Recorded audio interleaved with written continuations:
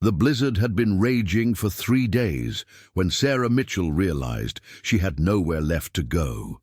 Standing at the edge of Millbrook with her 3-year-old triplets clinging to her worn coat, she watched the last of the townspeople turn their backs and disappear into the warmth of their homes. The sheriff's words still echoed in her mind. "You've got until nightfall, Mrs. Mitchell. The bank owns that house now." Before we jump back in, tell us where you're tuning in from, and if this story touches you, make sure you're subscribed, because tomorrow I've saved something extra special for you. Behind her, the wind howled across the plains with a fury that seemed to match the coldness she'd encountered from people she'd once called neighbors.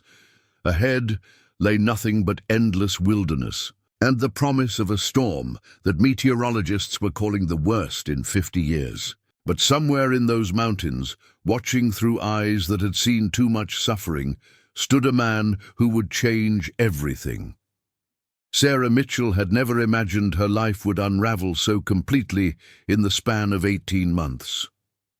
Just 2 years ago, she'd been the wife of Millbrook's most respected carpenter, David Mitchell, living in a modest but comfortable home on Elm Street with their miracle triplets, Emma, Jake, and Lucy.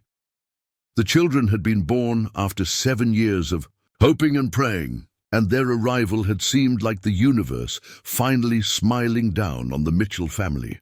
David had worked tirelessly to provide for his growing family, taking on extra projects and weekend jobs to ensure they never wanted for anything. He'd been in the middle of expanding their small house, adding a proper nursery and playroom for the children when the accident happened. A scaffolding collapse at the Henderson construction site had taken him instantly, along with 2 other men from town. The funeral had been well attended, with half of Millbrook turning out to pay their respects to a man who'd touched so many lives through his craftsmanship and quiet generosity. Sarah remembered standing at the graveside, the triplets too young to understand why Daddy wasn't coming home anymore, while neighbors and friends offered their condolences and promises of support. Those promises had lasted exactly 3 months. The first sign of trouble came when the medical bills started arriving. David's insurance through the construction company had been minimal, and the emergency room visits, ambulance costs, and funeral expenses quickly depleted their small savings account.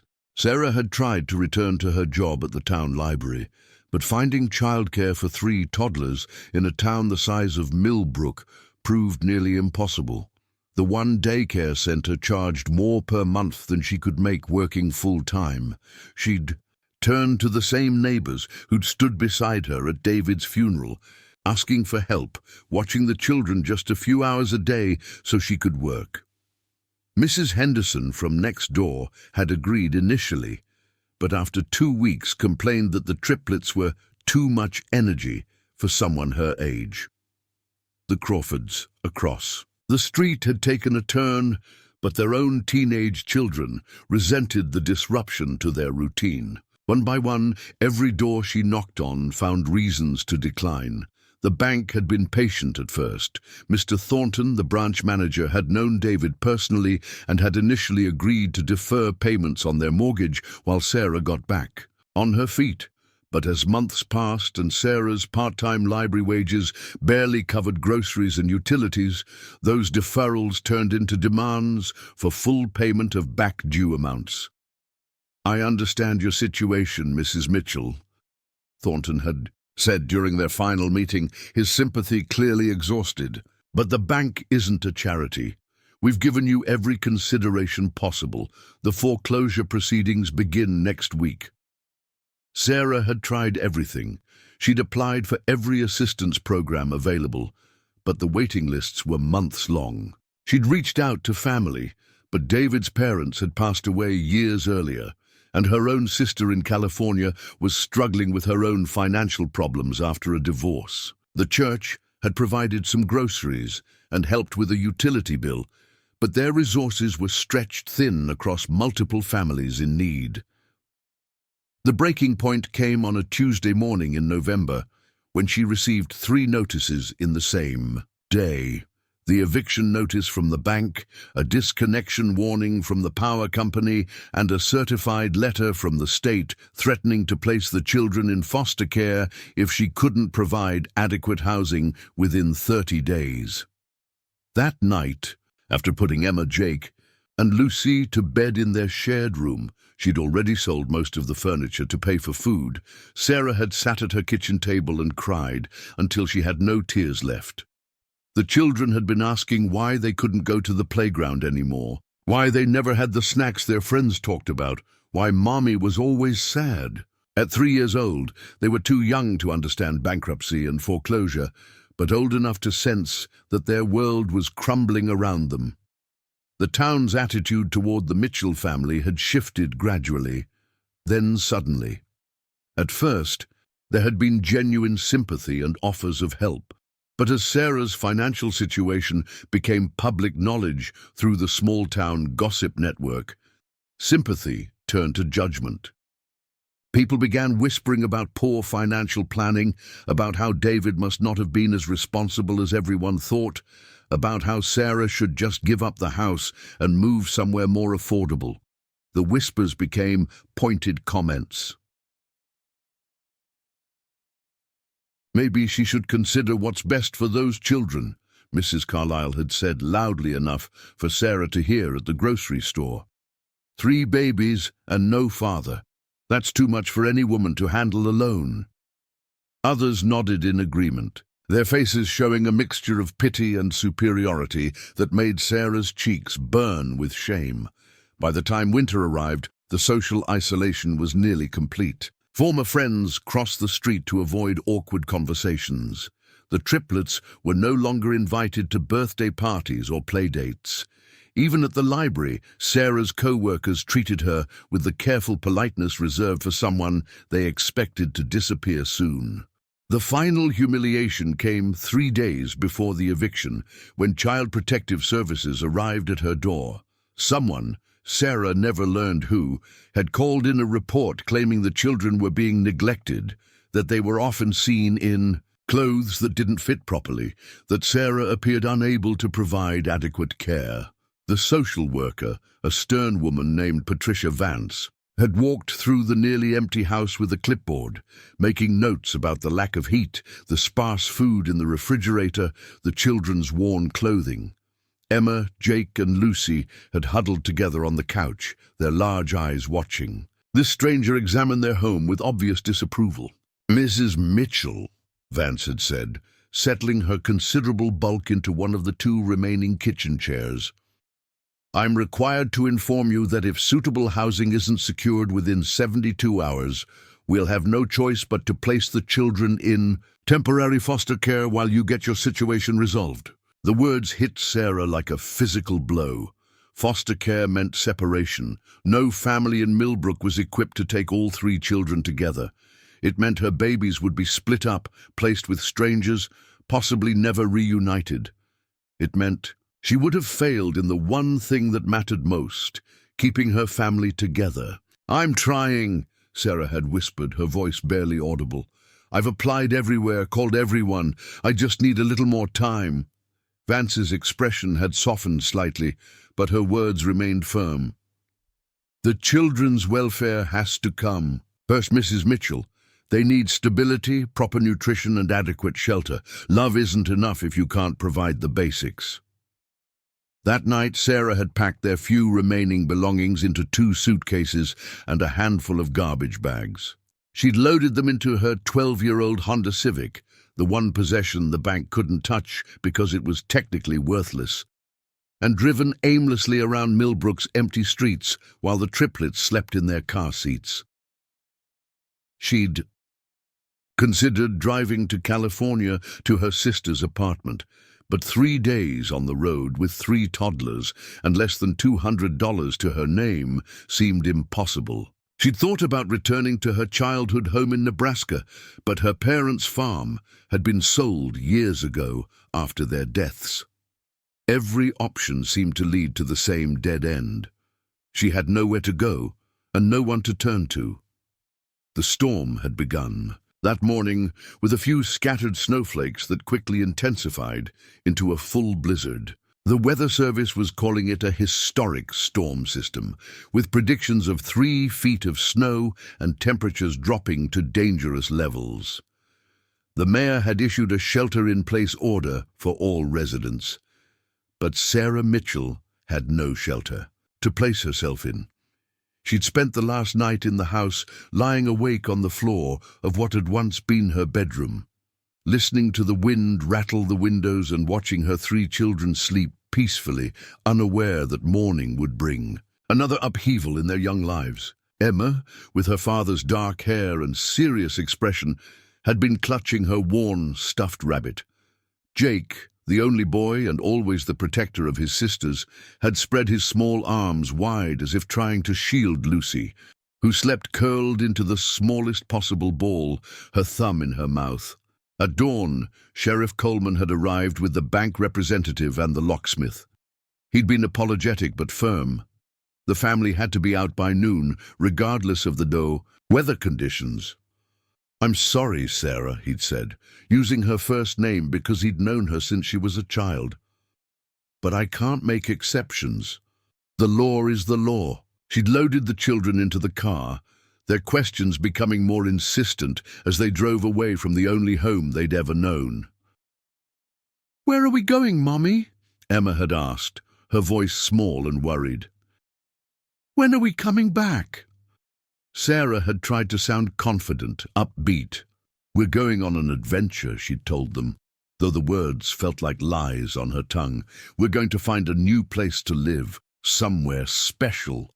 Now, standing at the edge of Millbrook with the storm intensifying around them and darkness approaching, Sarah finally allowed herself to face the truth she'd been avoiding. She was out of options. Behind her was a town that had turned its back on her family. Ahead was wilderness and weather that could kill them all before morning. The triplets were getting restless in the car, their voices rising in confusion and discomfort. The heater hadn't worked properly in months, and their breath was beginning to fog the windows. Sarah knew she had to make a decision soon, but every choice seemed to lead to disaster. She looked up at the mountains looming in the distance, their peaks already shrouded in snow and cloud. Somewhere up there, beyond the reach of civilized judgment and bureaucratic deadlines, maybe there was still hope. Maybe there was still someone who remembered what it meant to help a neighbor in need. What Sarah Mitchell didn't know was that someone was indeed watching from those mountains. Someone who had seen her family's struggles from afar and had been preparing for this moment. Someone whose own understanding of loss and displacement had created a fierce determination to prevent others from experiencing the same pain. The storm was getting worse, but their real journey was just beginning. Thomas Whitehorse had been tracking the Mitchell family situation for weeks, not through gossip or official channels, but through the kind of careful observation that had kept his people alive for generations. Preparing and narrating this story took us a lot of time, so if you are enjoying it, subscribe to our channel. It means a lot to us. Now back to the story. From his cabin, high in the Bighorn Mountains, he'd watched through binoculars as the bank representatives measured the property, as the social worker made her visits, as neighbors turned away when Sarah approached their doors. At 62, Thomas moved through the world like a shadow. His weathered hands bore the calluses of decades spent working with wood and stone. His dark eyes held the patience of someone who understood that all things happened in their proper time. He'd learned long ago that the most powerful actions were often the quietest ones, taken without fanfare or expectation of recognition. His own story was one that Millbrook preferred to forget. 30 years earlier, Thomas had been Dr. Thomas Whitehorse, a respected physician who'd returned to his hometown after medical school with dreams of serving both the reservation and the broader community. He'd opened a practice that treated everyone equally, regardless of their ability to pay, and had become known for making house calls in the most remote areas during emergencies. The trouble had started when he'd refused to falsify medical records for the county's largest employer, Hartwell Mining Company. Workers had been showing signs of lung damage from exposure to silica dust, but the company had pressured Thomas to attribute their symptoms to other causes. When he'd insisted on documenting the real source of their illnesses and testifying in the subsequent lawsuits, Hartwell had used its considerable influence to destroy his career. Medical licenses could be revoked for surprisingly minor infractions when the right people applied pressure. Suddenly, Thomas had found himself facing charges of prescription irregularities, patient confidentiality violations, and billing improprieties. None of the charges would have stood up in court, but the legal battle had drained his resources and his reputation long before any trial could take place. The final blow had come when the hospital board, dominated by Hartwell executives and their allies, had voted to revoke his privileges. Without hospital access, his practice had become unsustainable. Within 6 months, Dr. Thomas Whitehorse had become just another unemployed man in a town that had made it clear he was no longer welcome. Rather than leave, Thomas had chosen to disappear into the mountains that had sheltered his ancestors for centuries. He'd used his remaining savings to purchase a remote plot of land far from any road, and had spent the next 3 decades living off the grid, supporting himself through careful hunting, fishing, and the occasional sale of handcrafted furniture to distant markets. The solitude hadn't made him bitter, it had refined him. Without the distractions of modern life, Thomas had reconnected with skills his grandfather had taught him as a boy. He could track animals through terrain that would challenge experienced hunters. He could build structures that would stand for generations using only hand tools and materials from the land. He could move through the forest without leaving a trace, observe without being seen, help without being known. Over the years, there had been others like Sarah Mitchell, families facing impossible situations, individuals abandoned by systems that claimed to protect them. Thomas had developed a network of assistants that operated entirely in shadows. An anonymous envelope of cash appeared in a mailbox when eviction loomed. A truck broke down in exactly the right place to be discovered by someone who desperately needed transportation. Food appeared on doorsteps during the hardest winters with no note or explanation. The people of Millbrook had no idea that their cast-off doctor had become their silent guardian, helping those the community had decided weren't worth saving. Sarah Mitchell's situation had caught his attention differently than the others. Perhaps it was the ages of her children, the same age his own son would have been if the boy had lived past his 3rd birthday. Perhaps it was the particular cruelty of a town turning against a widow in her moment of greatest need.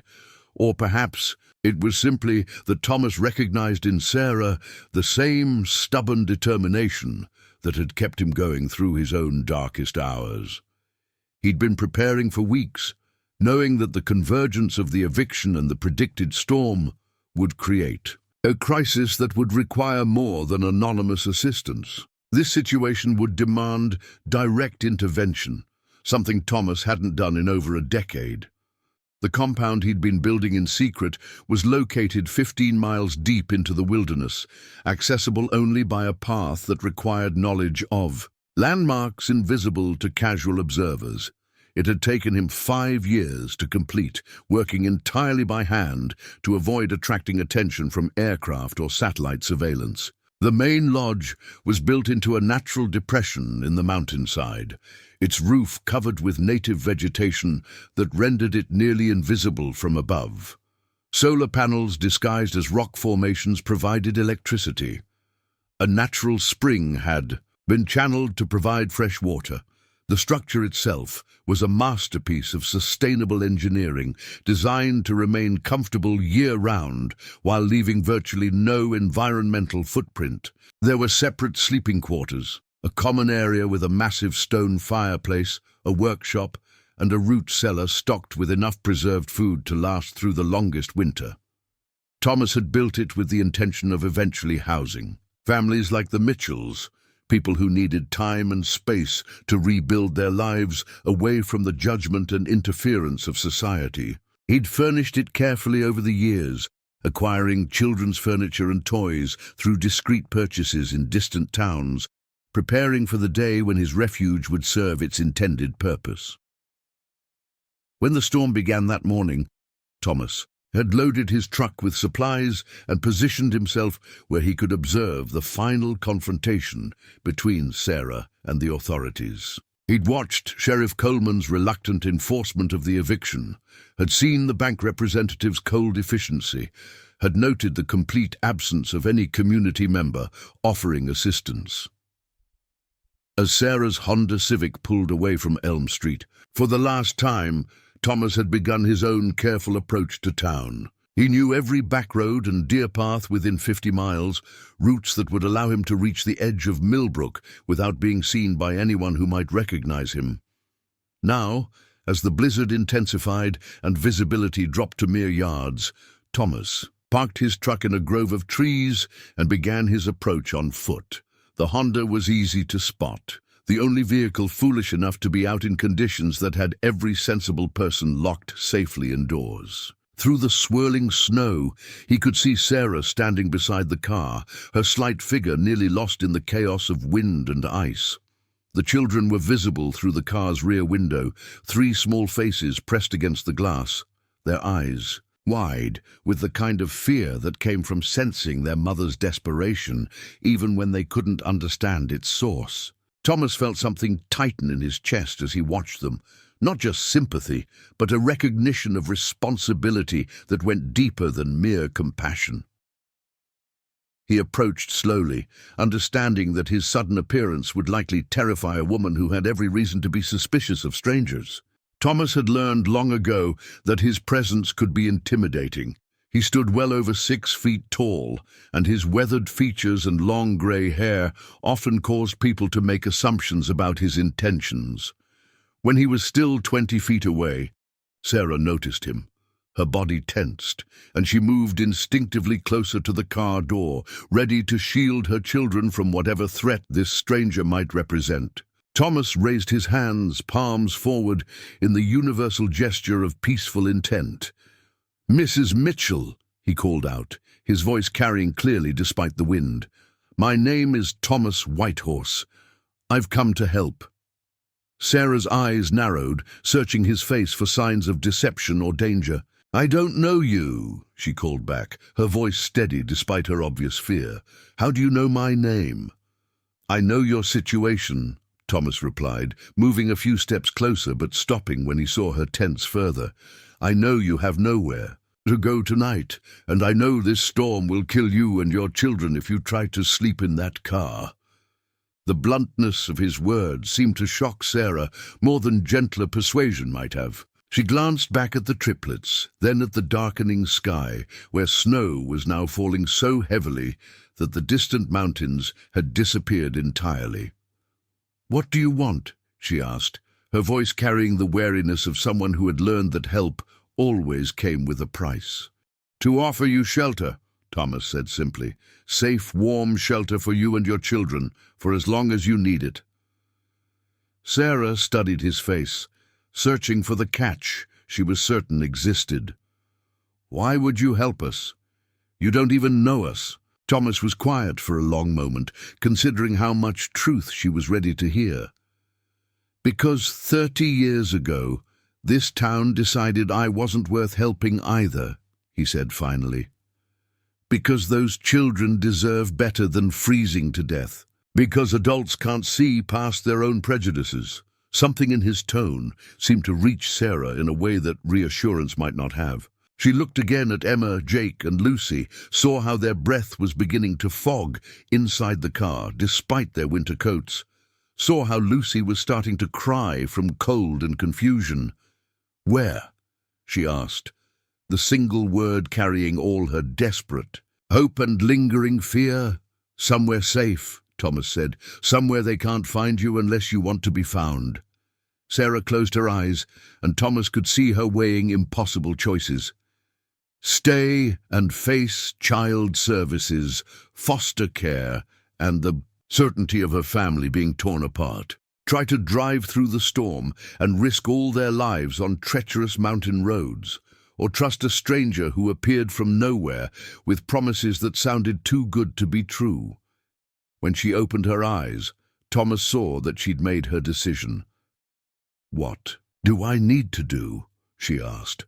Thomas moved closer, his movements careful and non-threatening. "Leave the car here," he said. "Take only what you can carry. I'll come back for the rest tomorrow when the storm passes." Sarah began gathering their essential belongings, her movements quick and efficient, despite her obvious exhaustion. She woke the triplets gently, explaining that they were going with the nice man to a warm place where they could sleep safely. The children, trusting their mother's judgment even in their confusion, allowed themselves to be bundled into extra layers of clothing. Thomas had brought a large backpack and helped Sarah distribute their belongings between it and the bags she could manage. Emma, the most alert of the triplets, studied Thomas with serious dark eyes that reminded him painfully of his own lost child. "Are you going to hurt us?" she asked, with the directness that only young children could manage. Thomas knelt down to her level, meeting her gaze steadily. "No," he said simply. "I'm going to keep you safe." Something in his tone must have convinced her, because Emma nodded solemnly and took his offered hand. Jake and Lucy, following their sister's lead, allowed Thomas to help them from the car without protest. The journey to Thomas's truck took 20 minutes through snow that was now knee-deep in places. Thomas carried Lucy, who had fallen asleep against his shoulder, while Sarah managed Emma and Jake. The children were remarkably resilient, asking questions about the snow and the trees rather than complaining about the cold or the difficult walking. When they reached the truck, a sturdy four-wheel drive vehicle equipped for exactly this kind of emergency, Thomas settled the family inside and started the engine. The heater began working immediately, filling the cab with blessed warmth.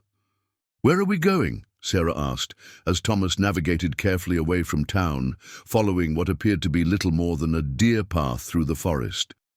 "Home," Thomas said quietly, the word carrying more meaning than Sarah could yet understand. Behind them, Millbrook disappeared into the storm, its lights fading until there was nothing visible but snow and darkness. Ahead lay a journey into wilderness that would change all their lives in ways none of them could imagine. For the first time in months, Sarah Mitchell allowed herself to hope that maybe, just maybe, everything was going to be all right. The truck climbed steadily through terrain that seemed impossible in the growing darkness and swirling snow. Thomas navigated by memory and instinct, following switchbacks and narrow passages that would have been treacherous in daylight, let alone in the middle of a blizzard. The headlights carved a small cone of visibility through the white chaos, revealing glimpses of towering pines and rocky outcroppings that appeared and vanished like ghosts. Sarah gripped the door handle, her knuckles white with tension as the vehicle lurched and swayed over hidden obstacles. Beside her, the triplets had fallen into an exhausted sleep despite the rough ride, their small bodies pressed together for warmth. Emma's head rested against Jake's shoulder, while Lucy curled into the smallest possible space between them, her thumb finding its way to her mouth, even in sleep. "How much further?" Sarah asked, her voice barely audible over the wind howling outside. "Another hour," Thomas replied, his hands steady on the wheel despite the challenging conditions.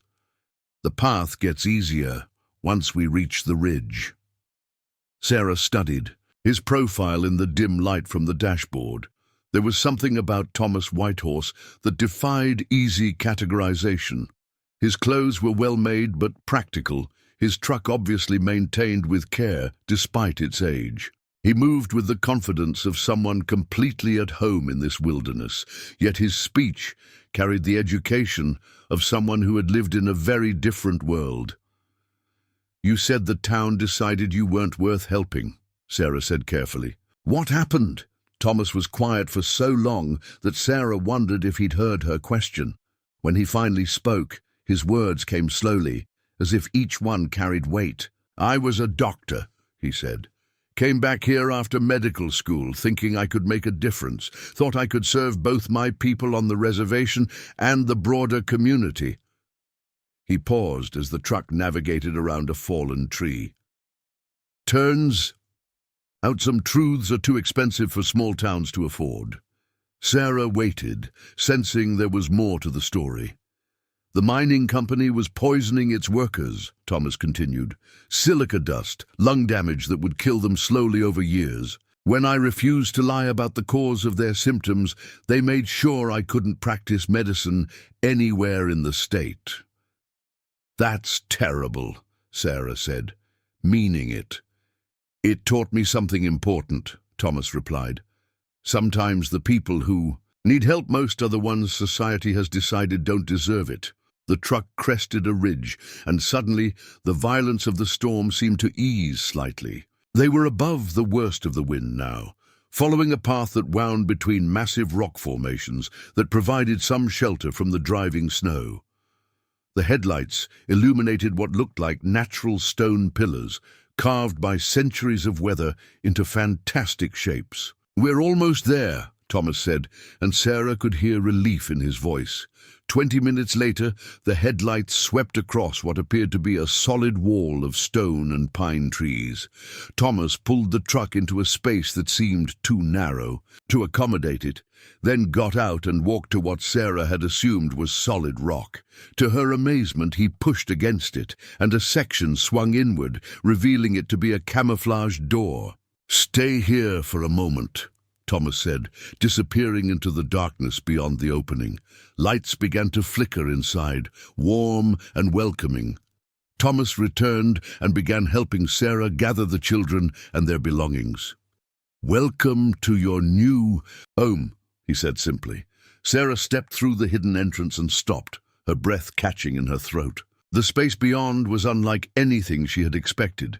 The main room was enormous, with a vaulted ceiling supported by massive wooden beams. A stone fireplace dominated one wall, already crackling with warmth that reached every corner of the space. The furniture was handcrafted but comfortable, arranged in conversation areas that invited relaxation. But it was the attention to detail that truly amazed her. There were children's books on low shelves, toys scattered in corners as if waiting for small hands to discover them, a rocking chair positioned perfectly for bedtime stories. Someone had not only built this refuge, they had designed it specifically for families like hers. "How is this possible?" Sarah whispered, settling the triplets on a couch near the fireplace. Thomas was already moving around the space, adjusting thermostats and checking systems with the practiced efficiency of someone who knew every inch of the place. 5 years of planning, 10 years of building, he said. Solar power, natural spring water, geothermal heating, everything we need to be completely self-sufficient. Emma stirred awake and looked around with wide eyes. "Is this heaven?" she asked, her 3-year-old logic trying to process surroundings that seemed too perfect to be real. Thomas smiled, the first time Sarah had seen his weathered features soften. "No, sweetheart, this is just a safe place where you can sleep, without being cold." Jake and Lucy began to wake as well, their natural curiosity overcoming their exhaustion as they took in their new surroundings. Lucy spotted the toys immediately and made a beeline for a wooden dollhouse that was clearly handmade with extraordinary care. "Are these for us?" Jake asked, approaching a set of wooden blocks that formed an elaborate castle. "They're for whoever needs them," Thomas replied. "Right now, that's you." While the children explored, Thomas showed Sarah through the rest of the compound. There were 3 bedrooms, each furnished with obvious thought for comfort and privacy. A kitchen that was both modern and efficient, stocked with enough food to last months. A bathroom with a deep tub that made Sarah realize she hadn't had a proper bath in weeks. "The workshop is through there," Thomas explained, indicating a doorway, at the far end of the main room. "That's where I do my furniture making." The root cellar is below us. That's where we keep the long-term food storage. Sarah turned to face him, questions crowding her mind. Why? She asked. Why build all this? Why help us? Thomas settled into a chair near the fireplace, watching as the triplets continued their exploration. Lucy had discovered a basket of wooden animals and was setting up an elaborate zoo on the floor. Emma was examining each book on the children's shelves with the serious attention of someone who understood their value. Jake had found a set of musical instruments and was experimenting with a small wooden flute. My son would have been their age, Thomas said quietly, if he'd lived. Sarah felt her heart contract. I'm sorry. His mother and I were very young. She was from the reservation. I was finishing medical school. When she got pregnant, both our families were disappointed. Thomas watched the fire for a moment. We tried to make it work, but between the cultural differences and the financial pressure, things fell apart. She took the baby back to her family when he was 6 months old. He was quiet for so long that Sarah thought he might not continue. Visited when I could, but it wasn't enough. He got sick when he was 2, pneumonia that should have been treatable. But the reservation clinic didn't have the right equipment. And by the time they got him to a hospital with proper facilities, it was too late. Sarah reached out instinctively and touched his hand. That wasn't your fault. Maybe not directly, Thomas said. But I learned something that day about how systems fail the people who need them most, about how geography and poverty and prejudice can kill as surely as any disease. He looked up at the children, who had now discovered a collection of puzzles and were working together to solve them. When I built this place, I kept thinking about families like his mother's, like yours, people who fall through the cracks because they don't fit into neat categories that bureaucrats can understand. Sarah felt tears she hadn't allowed herself to shed in months finally beginning to fall. I don't know how to thank you. Don't thank me yet, Thomas said with a slight smile. Wait until you've been here long enough to get tired of my cooking. That first night, Sarah helped the triplets settle into the largest bedroom, which Thomas had clearly designed for a family. There were 3 small beds arranged around a central nightlight, shelves at child height filled with books and soft toys, and a window that looked out into the forest. Even exhausted as they were, the children were reluctant to sleep in yet. Another unfamiliar place. Will we have to leave tomorrow? Emma asked, her voice small and worried. Sarah looked at Thomas, who was standing in the doorway. Not unless you want to, he said gently. This is your home now, for as long as you need it. Jake sat up in his bed. Forever? If that's what it takes, Thomas replied. Over the following days, as the storm raged outside and the compound remained, a warm sanctuary, Sarah began to understand the true scope of what Thomas had created. The solar power system was sophisticated enough to run everything they needed. The water system provided hot showers and clean drinking water. The food storage included not just canned goods, but fresh vegetables from a small greenhouse that was built into the southern face of the mountain.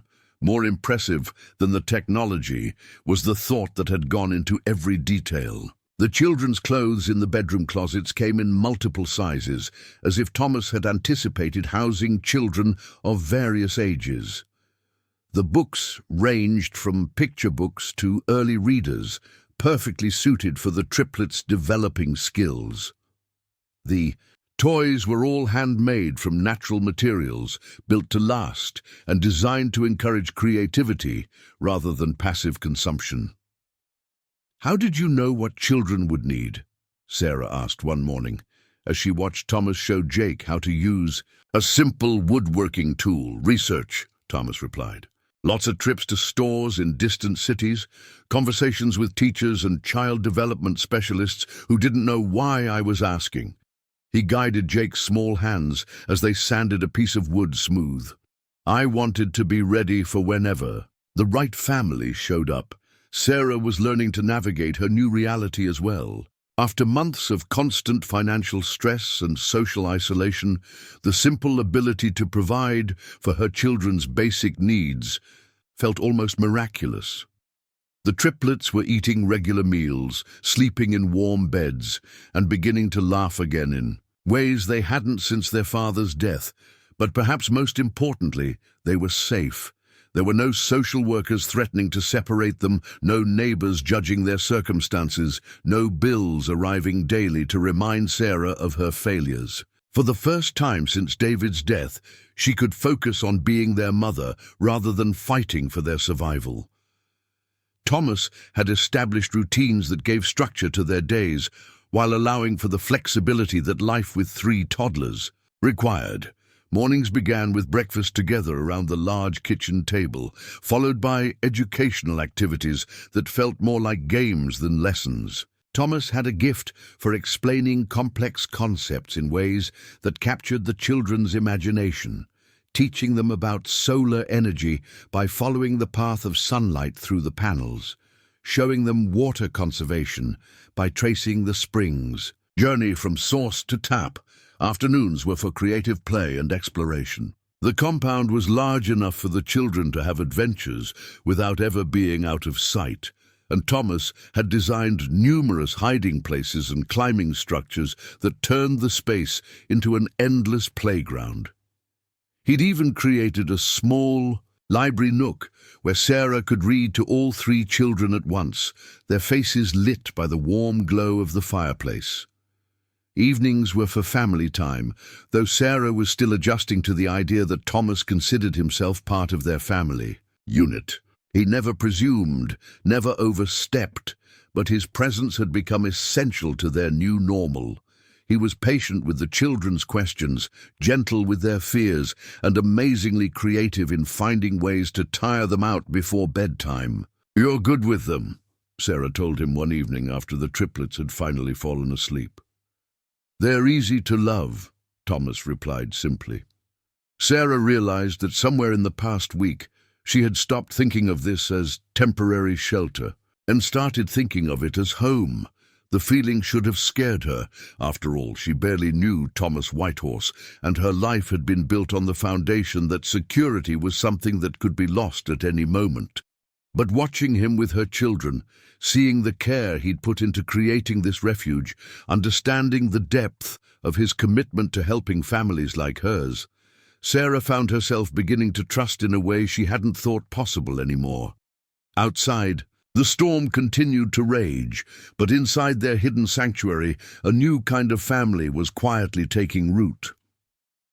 3 weeks into their mountain sanctuary, Sarah Mitchell discovered that Thomas Whitehorse was not the hermit she had initially assumed him to be. While he lived far from civilization, he maintained a complex network of connections that spanned multiple states and included people from every walk of life imaginable.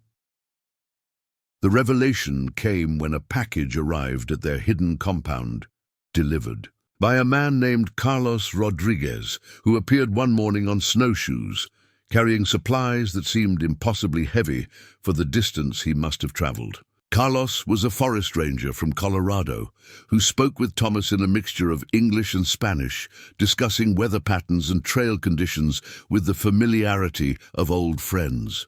"Thomas helped my family during the wildfires 3 years ago," Carlos explained to Sarah as he shared their morning coffee. "My wife and kids had nowhere to go when our house burned. Thomas arranged temporary housing, connected us with resources we didn't even know existed." After Carlos left, Sarah confronted Thomas about the extent of his secret network. "How many people do you help?" she asked directly. Thomas considered the question while he prepared lunch for the triplets, who were busy building an elaborate fort out of blankets and furniture in the main room. "Hard to say exactly," he replied. "It's not organized like a charity or anything official, more like people helping people when the regular systems fail." Over the following days, Sarah began to understand that Thomas had created something unprecedented, an underground network of mutual aid that operated entirely outside government agencies and established charities. Forest rangers like Carlos provided intelligence about remote areas and emergency situations. Truck drivers carried supplies and messages across state lines.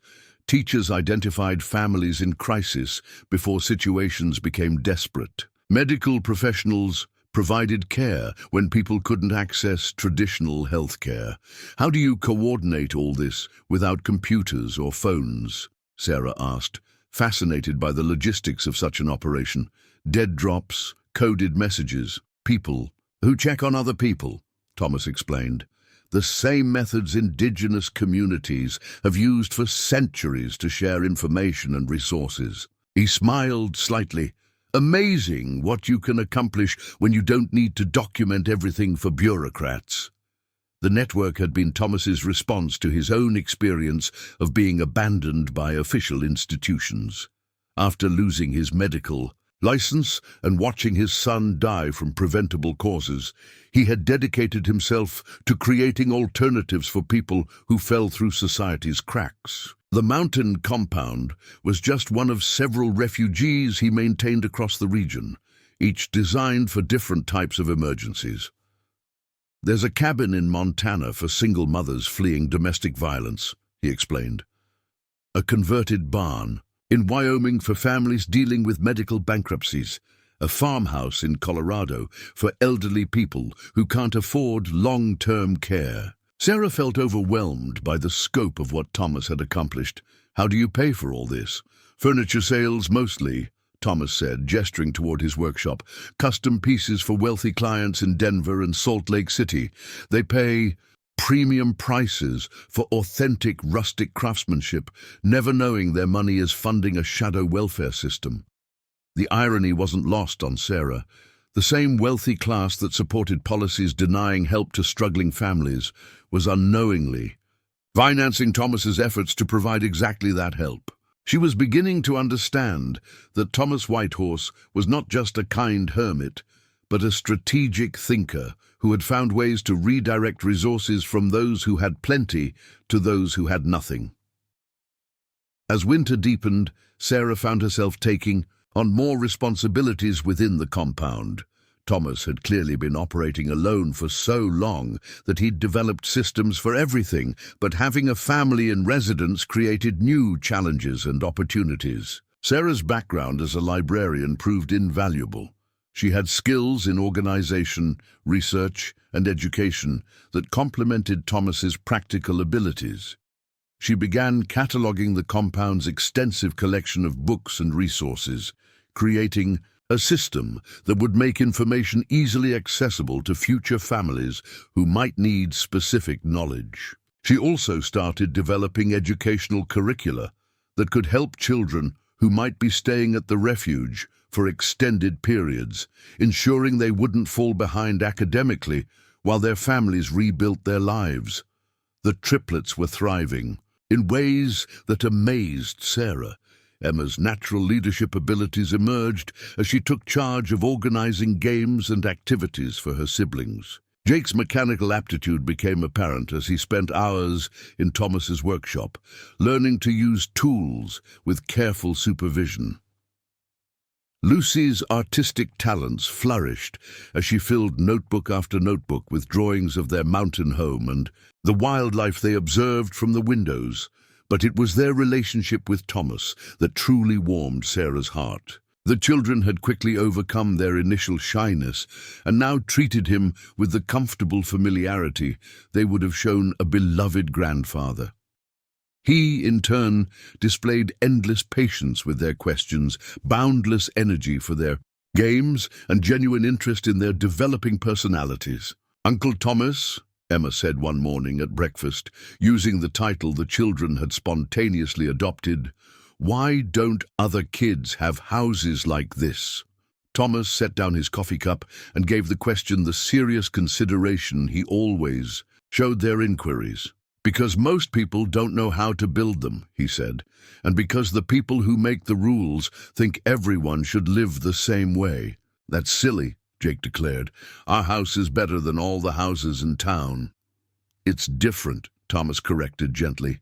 Different isn't always better or worse, just different.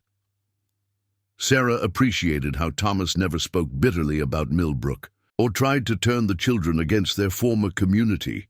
Despite everything that had happened, he maintained that people were generally good, but sometimes got confused about what really mattered. One afternoon, while the children napped, Sarah and Thomas sat by the fire, discussing practical matters. The storm had finally passed, and the compound's communication systems indicated that the outside world was slowly returning to normal operations. Roads were being cleared, power restored to areas that had lost it, and emergency services resuming. Regular functions. They'll be looking for us soon, Sarah said quietly. Child services, the bank, maybe even the police. Thomas nodded. I've been thinking about that. There are options. He pulled out a detailed map of the region and spread it across the coffee table. If you want to disappear completely, I can arrange new identities. Relocation to a place where no one will ask questions. He pointed to several marked locations. We have safe houses across 4 states, people who can provide employment and housing while you start over. Sarah studied the map, seeing possibilities she hadn't dared imagine weeks earlier. What about the legal issues, the foreclosure, the custody threats? All of that depends on them being able to find you, Thomas replied. And people who don't want to be found can stay lost for a very long time, especially with the right help. The prospect of complete freedom was tempting, but Sarah found herself hesitating. What about Emma, Jake, and Lucy? They deserve to grow up as themselves, not hiding behind fake names. That's the other option, Thomas said. We fight. He pulled out a thick folder Sarah hadn't seen before. I've been documenting everything that happened to your family. The bank's illegal foreclosure practices, the town's failure to provide adequate social services, the systematic discrimination you faced. Thomas opened the folder to reveal photographs, legal documents, and detailed notes. I have friends who are investigative journalists, civil rights lawyers, social activists, people who know how to shine lights in dark corners. Sarah stared at the evidence Thomas had compiled. You've been investigating my case? I've been investigating the systems that failed you, Thomas corrected. Your situation isn't unique. It's part of a pattern of how communities abandon families in crisis. But patterns can be exposed, and exposure can force change. The folder contained documentation that went far beyond Sarah's individual situation. Thomas had compiled evidence of housing discrimination, inadequate social services, and economic policies that systematically disadvantaged single mothers. He'd identified similar cases across the region, building a comprehensive picture of institutional failure. There are lawyers who would take this case pro bono, Thomas explained. Organizations that specialize in fighting exactly these kinds of injustices. If you're willing to go public with your story, we might be able to prevent what happened to you from happening to other families. Sarah felt a mixture of excitement and terror at the prospect. Going public means giving up our privacy, our safety here. Not necessarily, Thomas said. The legal action would take months, maybe years. You could continue living here while the case progresses, travel to meetings and hearings as needed. The compound would remain your base of operations. Over the next few days, Sarah wrestled with the decision. The safe choice was to disappear completely, to take new identities and start fresh somewhere far from Millbrook's reach. But the fighter in her, the same determination that had kept her going through months of increasing desperation, rebelled against the idea of running away without consequences for those who had failed her family. She thought about other mothers, in situations similar to hers, facing the same impossible choices between keeping their families together and meeting the arbitrary requirements of systems designed to help. She thought about children being separated from parents who loved them simply because love wasn't enough to overcome poverty and prejudice. "I want to fight," she told Thomas one evening after the triplets had gone to bed. "Not just for us, but for all the families who don't have someone like you to save them." Thomas smiled, and Sarah saw approval in his eyes. "I was hoping you'd say that." The next morning, Thomas began making calls on a satellite phone Sarah hadn't known he possessed. Within hours, he'd connected with a civil rights attorney in Denver, a family law specialist in Seattle, and a journalist who specialized in exposing governmental failures. Each conversation was brief but intense, Thomas speaking in the coded language of people who understood that their work often challenged powerful interests. "Margaret Chen is driving up from Denver tomorrow," Thomas informed Sarah. "She's one of the best civil rights lawyers in the region, and she thinks your case could set important precedents." Sarah felt a flutter of nervousness. "What will I need to tell her?" "Everything," Thomas said simply. "The whole truth, no matter how painful or embarrassing. Margaret needs to understand every detail if she's going to build a case that can't be torn apart in court." That night, Sarah lay awake thinking about the journey that had brought her family to this point. 6 months ago, she'd been a grieving widow trying to hold her life together through conventional means. She'd trusted systems, followed rules, and believed that if she just tried hard enough, everything would work out. Now she was living in a hidden mountain compound, planning to challenge those same systems through guerrilla legal warfare, supported by a network of people she was only beginning to understand. The transformation felt surreal, as if she'd stepped into someone else's life entirely, but watching her children sleep peacefully in their warm beds, knowing they were safe and loved and free from the constant uncertainty that had defined their early years, Sarah knew she'd made the right choices. Tomorrow would bring new challenges, but tonight her family was together and secure. Outside their hidden sanctuary, winter continued its reign over the mountains. But inside, plans were being made that would challenge everything Millbrook thought. It knew about justice, mercy, and the true meaning of community responsibility. Margaret Chen arrived at the compound on a Tuesday morning, navigating the treacherous mountain paths with the kind of focused determination that had made her one of the most feared civil rights attorneys in the western United States. At 55, she carried herself with the confidence of someone who had spent decades forcing powerful institutions to answer uncomfortable questions. Sarah watched through the window as Margaret emerged from a modified jeep that looked capable of climbing vertical walls. Even from a distance, the attorney's presence commanded attention. She moved with purpose, her silver-streaked hair pulled back severely, her expensive winter gear somehow managing to look both practical and professional. "She's intimidating," Sarah murmured to Thomas as they watched Margaret survey the compound's exterior with obvious appreciation.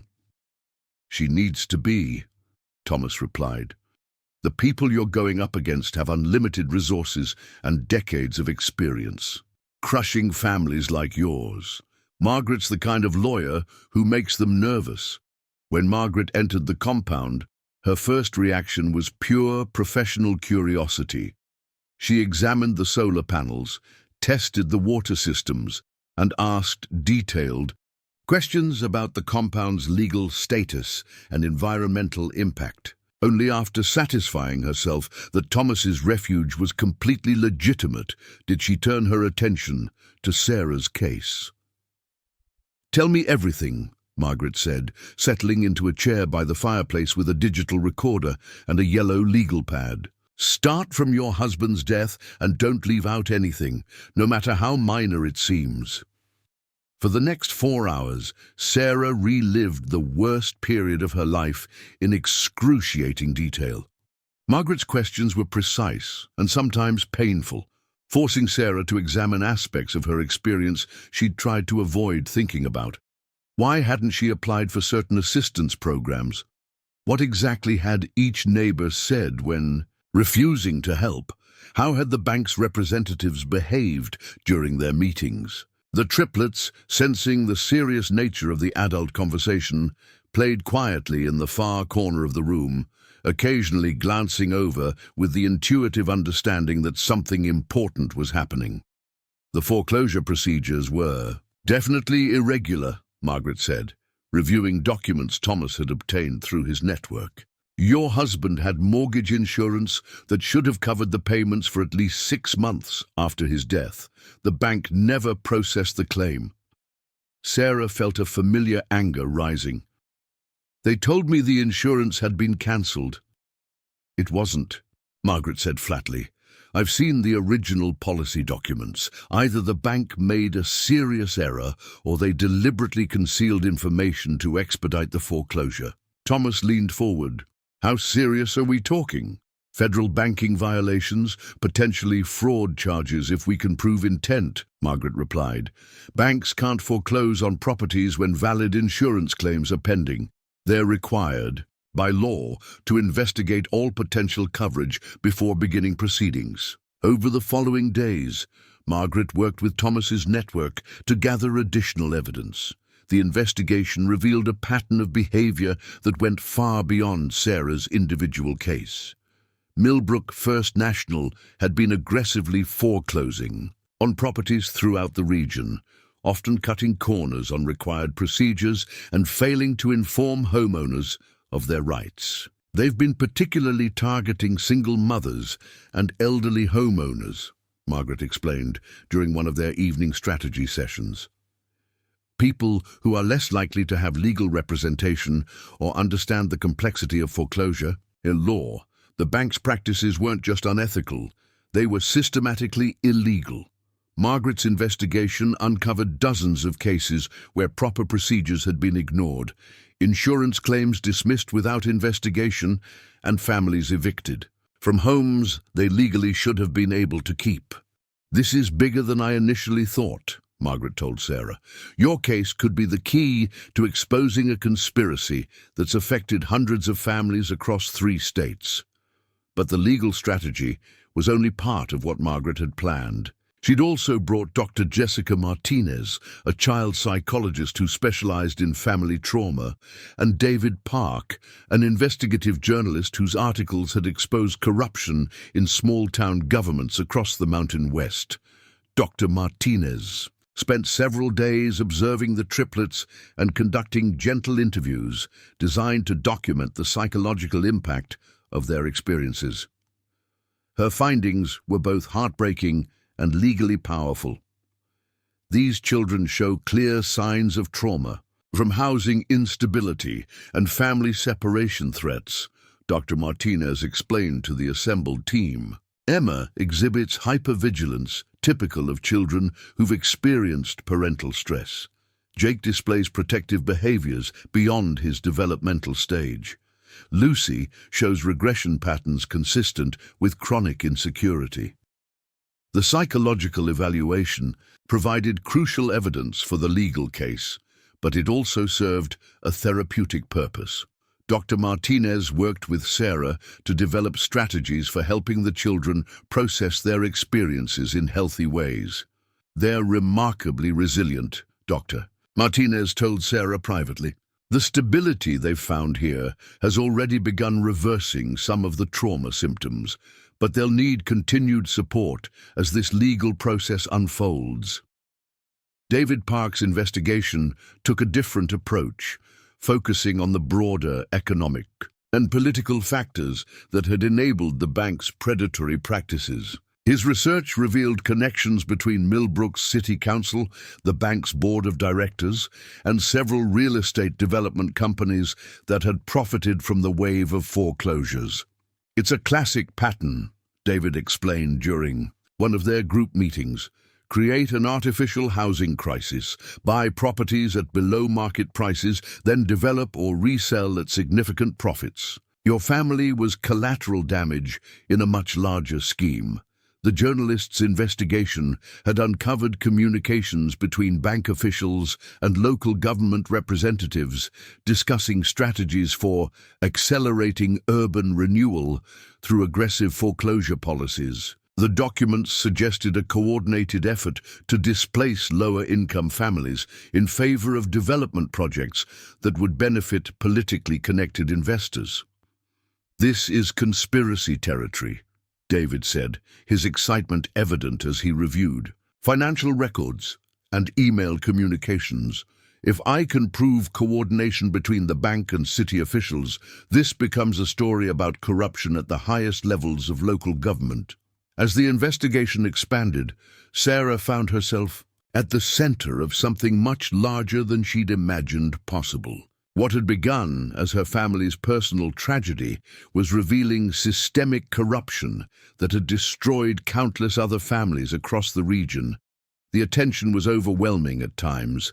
Sarah had gone from being invisible to authorities who should have helped her to being the key witness in what Margaret described as potentially the most significant housing rights case in the state's history. "Are you ready for what this means?" Margaret asked during one of their private conversations. "Once we file these lawsuits, your life becomes public property. Every decision you've made, every mistake you've ever committed, will be examined by defense attorneys whose job is to destroy your credibility."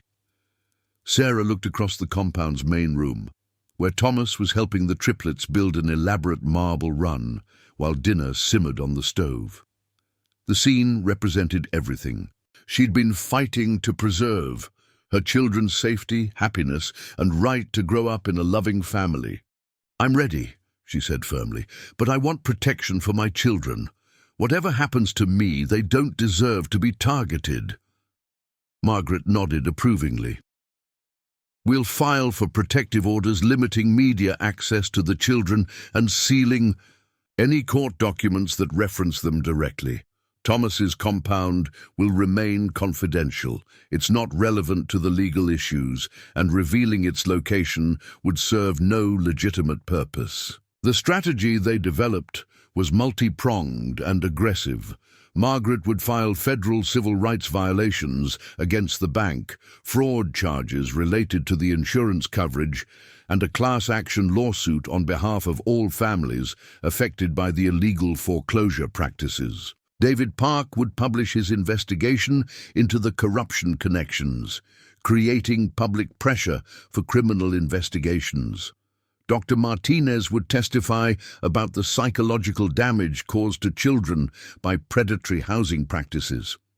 But perhaps most importantly, Thomas's network would ensure that other affected families receive support and legal representation. The case would become a platform for exposing and addressing the systematic failures that allowed vulnerable families to be exploited. "The goal isn't just justice for your family," Margaret explained. "It's changing the systems that created this situation in the first place." As preparations for the legal battle intensified, Sarah noticed changes in herself that went beyond her growing confidence in courtrooms and media interviews. Living in the compound had taught her skills she'd never imagined needing. She could now maintain solar power systems, preserve food for long-term storage, and navigate mountain terrain in challenging weather. More importantly, she'd learned to think strategically about problems that had once seemed insurmountable. The triplets were also developing in unexpected ways. Emma's natural leadership had evolved into genuine organizational skills as she helped coordinate activities for the various children who occasionally stayed at the compound with their families. Jake's mechanical aptitude had advanced to the point where he could assist Thomas with basic maintenance tasks around the compound. Lucy's artistic talents had expanded to include map-making and botanical illustration, documenting the flora and fauna around their mountain home. "They're learning things they never would have in traditional school," Sarah remarked to Thomas one evening as they watched the children demonstrate a pulley system Jake had designed to lift supplies to the compound's upper storage areas. "They're learning to be self-reliant, Thomas replied. "That's a skill that will serve them well, regardless of what happens with the legal case." The first major breakthrough came when David Park's investigation uncovered email communications between the bank president and the mayor of Millbrook, discussing specific properties targeted for foreclosure. The emails revealed that the bank had been providing advance notice of foreclosure proceedings to developers connected to city council members, allowing them to position themselves to purchase properties at artificially depressed prices. "This is smoking gun evidence of conspiracy," Margaret announced after reviewing the documents. "We're not just talking about sloppy banking practices anymore. This is criminal fraud involving public officials." The evidence was strong enough to attract attention from the FBI's White-Collar Crime Division and the State Attorney General's office. What had begun as a civil rights case was expanding into a federal criminal investigation with implications that reached far beyond Millbrook. But success brought new dangers. As news of the investigation began to leak, Sarah received her first threatening phone call. "Drop the lawsuit or you'll regret it," the anonymous caller had said before hanging up. Thomas immediately upgraded the compound's security systems and established protocols for monitoring approach routes. Margaret arranged for federal protection services, but Sarah realized that her decision to fight back had put not just her own family at risk, but potentially everyone connected to Thomas's network. "We can still disappear," Thomas reminded her after the third threatening call. "New identities, relocation to somewhere they'll never find you."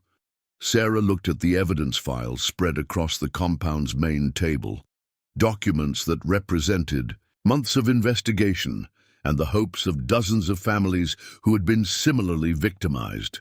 Walking away now would mean abandoning not just her own quest for justice, but the possibility of preventing future families from experiencing the same devastation. "We've come too far to quit now," she said firmly.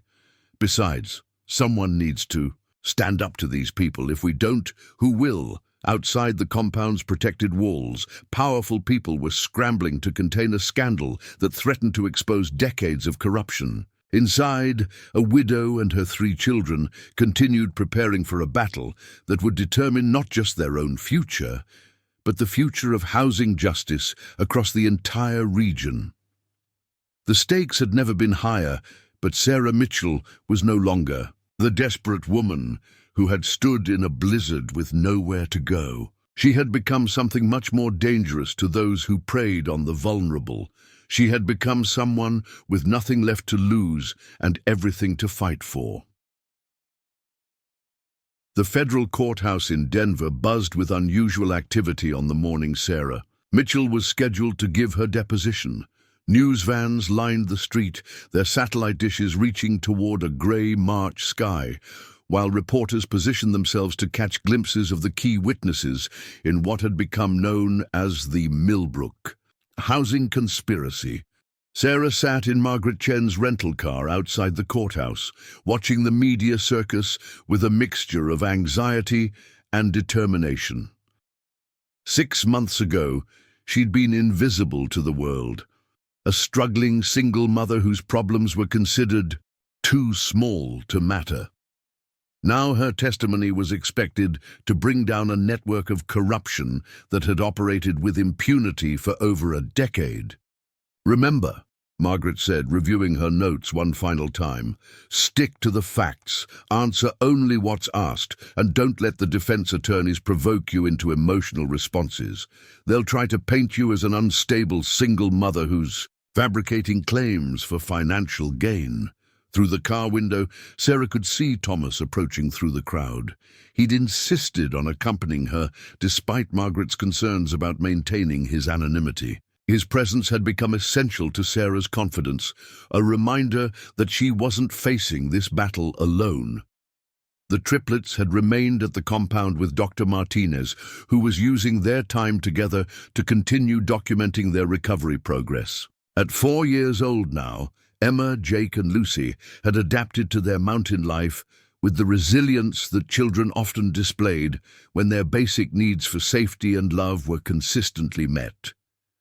Inside the courthouse, the deposition room was smaller than Sarah had expected, dominated by a long conference table surrounded by attorneys representing various defendants. Bank President Robert Thornton sat at one end, his expensive suit unable to disguise the stress that had aged him visibly over the past months. Mayor Patricia Wainwright occupied another chair, her political composure cracking under the weight of federal investigation. The lead defense attorney, Harrison Blake, had a reputation for aggressive tactics that had made corporate executives wealthy while destroying the lives of whistleblowers and victims. His opening questions were designed to establish Sarah as an unreliable narrator whose memory couldn't be trusted. "Mrs. Mitchell, isn't it true that you were struggling with depression following your husband's death?" Blake asked, his tone suggesting sympathy while his words built toward character assassination. "I was grieving," Sarah replied evenly. "That's different from being mentally incapable of understanding legal documents or banking procedures." Margaret had prepared Sarah for exactly these attacks. The defense strategy would focus on portraying her as an emotional, irrational woman whose judgment had been compromised by trauma. They would suggest that she'd misunderstood perfectly legitimate banking procedures and was now seeking to blame others for her own financial irresponsibility. But Sarah's months at the compound had given her something the defense attorneys hadn't anticipated: unshakable confidence in her own worth and judgment. Living in Thomas's community of mutual aid had reminded her that intelligence and capability weren't measured by bank account balances or suburban conformity. "Isn't it true that you failed to maintain employment adequate to support your mortgage payments?" Blake continued, his questions following a predictable pattern. "I was denied childcare assistance that would have enabled full-time employment," Sarah responded.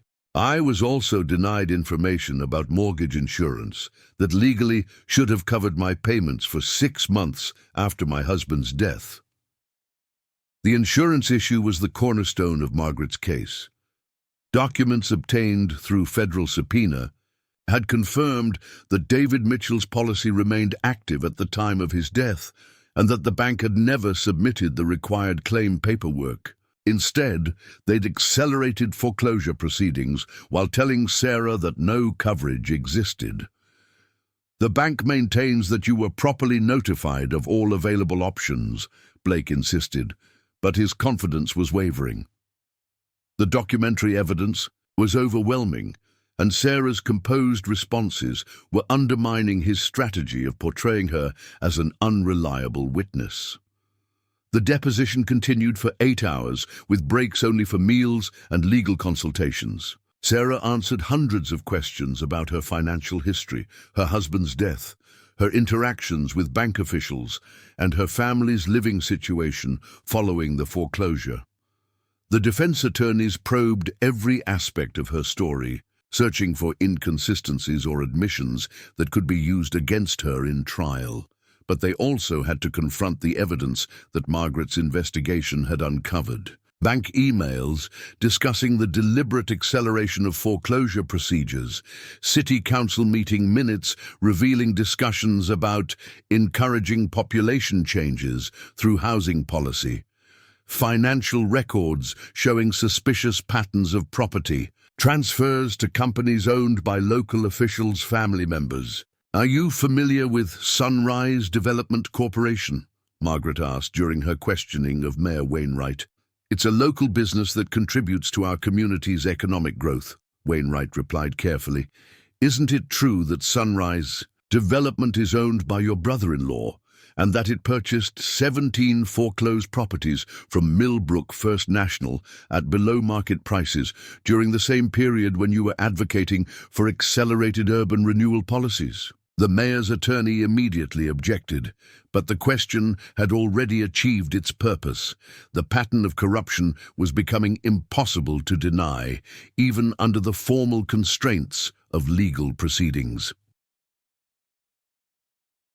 During the lunch break, Sarah walked through downtown Denver with Thomas, grateful for the chance to escape the courthouse's oppressive atmosphere. The city's energy reminded her of possibilities that existed beyond small-town prejudice and corruption.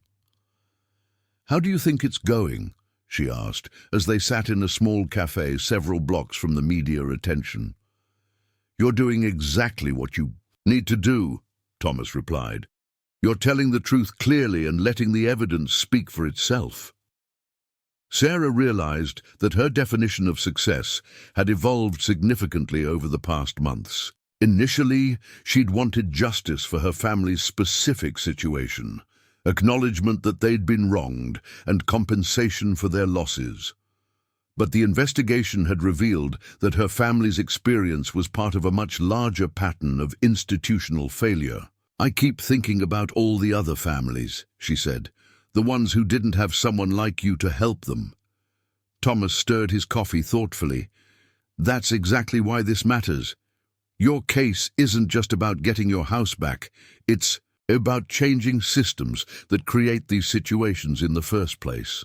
The afternoon session focused on the broader conspiracy allegations. Federal prosecutors had joined the proceedings, asking questions designed to establish criminal intent rather than just civil liability. Their interest had elevated the case from a local housing dispute to a federal investigation with potential prison sentences for multiple defendants. Sarah found herself describing conversations and interactions she'd barely understood at the time, but which now revealed clear patterns of deliberate deception. Bank officials who'd insisted that insurance claims were impossible, while knowing they'd never been submitted. City council members who'd expressed sympathy for her situation, while secretly planning to benefit from her family's displacement.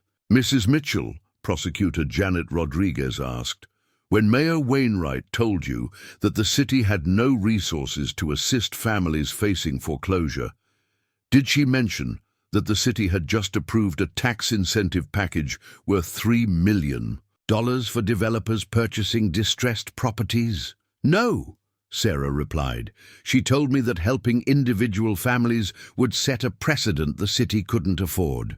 The prosecutorial questioning revealed layers of hypocrisy that even Sarah hadn't fully grasped. The same officials who'd claimed that public assistance for struggling families was fiscally irresponsible had been simultaneously approving massive subsidies for developers who were profiting from those families' displacement.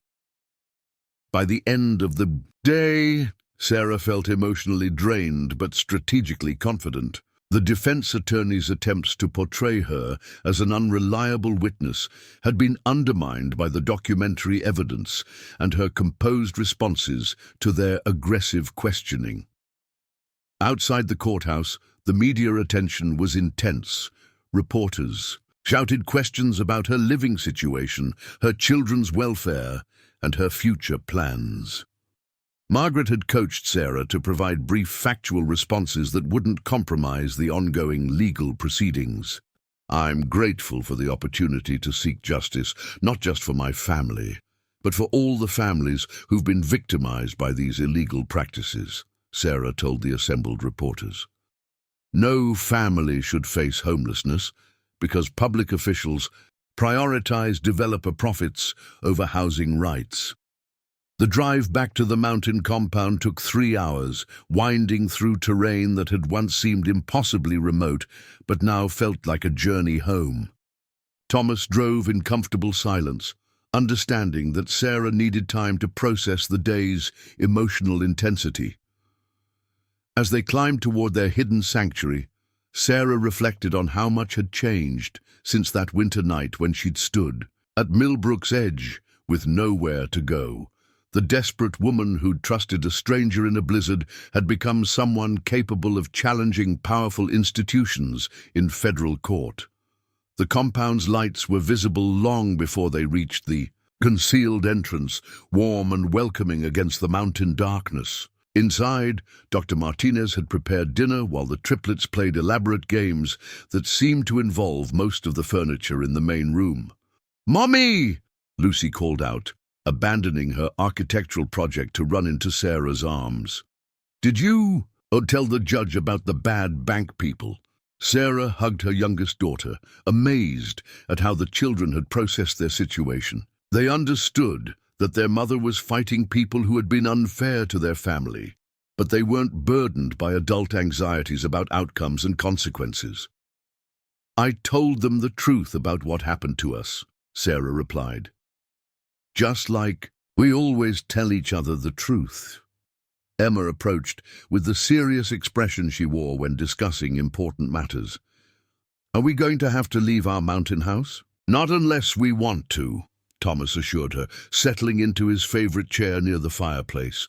"This will always be your home, no matter what happens with the court case." Dr. Martinez had been documenting the children's continued development during their extended stay at the compound. Her latest report showed remarkable progress in overcoming trauma symptoms, but also raised interesting questions about alternative approaches to child development. "They're thriving in ways that traditional educational environments might not have allowed," Dr. Martinez explained to Sarah that evening. "The multi-age interaction, the connection to natural environments, the emphasis on practical skills alongside academic learning, it's producing children who are both intellectually advanced and emotionally mature." Sarah realized that the compound had given her children something she'd never imagined possible: a childhood free from the economic anxieties and social pressures that had defined her own growing up. They were learning to think creatively, solve problems collaboratively, and view challenges as opportunities rather than threats. The legal battle would continue for months, possibly years. There would be more depositions, court appearances, and media scrutiny. The defendants would undoubtedly appeal any adverse verdicts, prolonging the process and testing Sarah's resolve. But sitting in their hidden mountain refuge, surrounded by the family that had formed around shared values of mutual aid and justice, Sarah felt confident about the future. Win or lose in court, they had already achieved something more valuable than legal vindication. They had created a life built on principles that couldn't be foreclosed upon or legislated away. Outside, spring was beginning to assert itself in the high country. Soon the mountain meadows would bloom with wildflowers, the streams would run full with snowmelt, and their hidden valley would display the natural abundance that had first drawn Thomas to choose this location for his experiment. In alternative living, the children were already making plans for their summer projects. Emma wanted to expand the garden. Jake hoped to build a treehouse in the grove behind the workshop, and Lucy had designs on creating an outdoor art studio where she could paint the changing seasons. For the first time since David's death, Sarah found herself looking forward to the future rather than simply trying to survive each day. Whatever the courts decided, her family had found something that couldn't be taken away from them. They had found home. 18 months after that desperate winter night, when Sarah Mitchell had stood at the edge of Millbrook with nowhere to go, she found herself returning to the town as a federal witness in the largest public corruption trial in the state's history. The irony wasn't lost on her. She was now staying in the same hotel where bank officials had once met to plan the foreclosure schemes that had destroyed her family's life. The Millbrook County Courthouse had been transformed into the center of national attention. CNN, NPR, and major newspapers had sent correspondents to cover what legal experts were calling a landmark case in housing rights and municipal corruption. The trial had already produced 3 guilty pleas from city council members and the resignation of Mayor Patricia Wainwright, who faced federal charges in a separate proceeding. Sarah sat in the witness waiting room, reviewing her testimony notes, while Thomas kept the triplets entertained with quiet games. At 5 years old now, Emma, Jake, and Lucy had grown into confident, articulate children whose testimony about their family's experience had moved even hardened court reporters to tears during preliminary hearings. Mrs. Mitchell, the bailiff, appeared at the door. "They're ready for you." The courtroom was packed beyond capacity, with overflow seating in adjacent rooms connected by video feed. Sarah recognized faces from her past life. Former neighbors who had turned away when she'd needed help. Teachers from the library who had whispered about her poor choices. Even some of the social workers who had threatened to separate her family.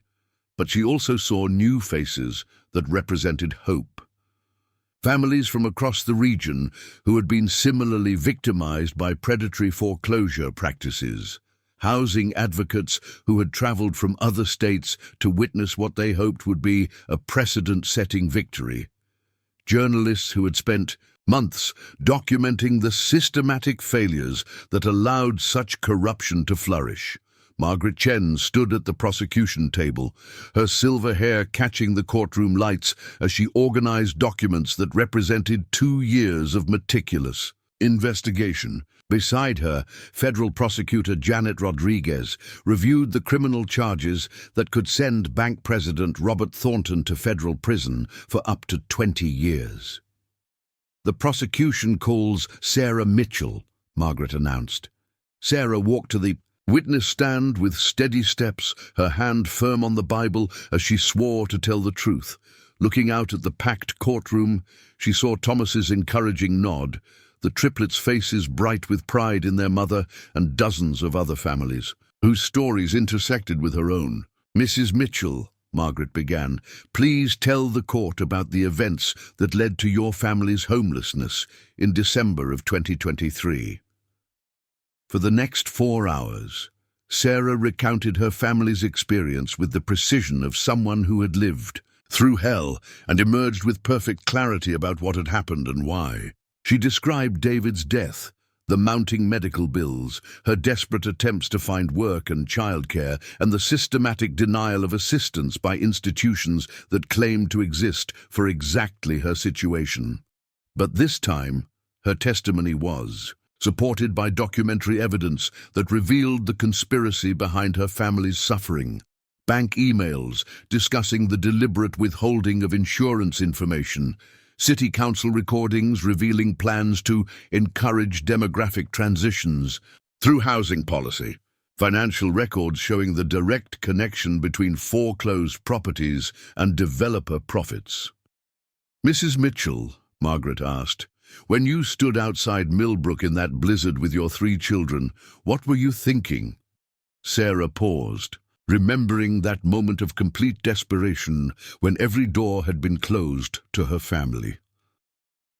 "I was thinking that I had failed as a mother," she said quietly, "that somehow I wasn't smart enough or strong enough to protect my children from systems that seemed designed to destroy families like ours.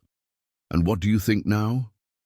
I think those systems were working exactly as they were designed to work." Sarah replied, her voice carrying new strength. "They were designed to transfer wealth from vulnerable families to politically connected developers, and they succeeded perfectly until someone decided to shine a light on what was happening." The defense cross-examination was led by Harrison Blake, whose reputation for aggressive tactics had been somewhat diminished by the overwhelming evidence against his clients. His questions focused on Sarah's current living situation, trying to suggest that her comfortable life at Thomas's compound undermined her claims of hardship. "Isn't it true, Mrs. Mitchell, that you're currently living in a luxury mountain retreat with solar power, gourmet kitchen facilities, and extensive recreational amenities?" "I'm living in a refuge created by someone who understood that families need safety and stability to rebuild their lives," Sarah replied. "The fact that Thomas Whitehorse built something beautiful doesn't change the fact that my family was illegally evicted from our home." Blake pressed harder, trying to paint Thomas's network as some sort of criminal organization that had motivated Sarah's testimony. "Isn't it true that Mr. Whitehorse operates an unlicensed social services network that circumvents official oversight?" Margaret's objection was sustained, but Sarah had already prepared for this line of attack. Thomas Whitehorse does what our government claims to do, but fails to accomplish. He helps families in crisis without judging whether they deserve assistance. The courtroom erupted in applause, which Judge Patricia Morrison quickly gavelled down. But the moment had crystallized something important about the case.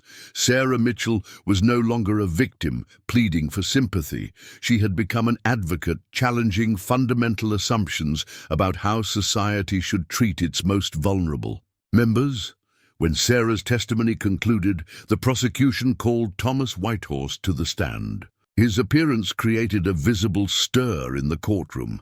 Many Millbrook residents hadn't seen the former doctor in over 30 years, and his transformation from medical professional to mountain hermit had become local legend. Thomas's testimony focused on the systemic failures that had motivated him to create his alternative network. He described watching family after family destroyed by the same combination of economic pressure and institutional indifference that had nearly claimed the Mitchells.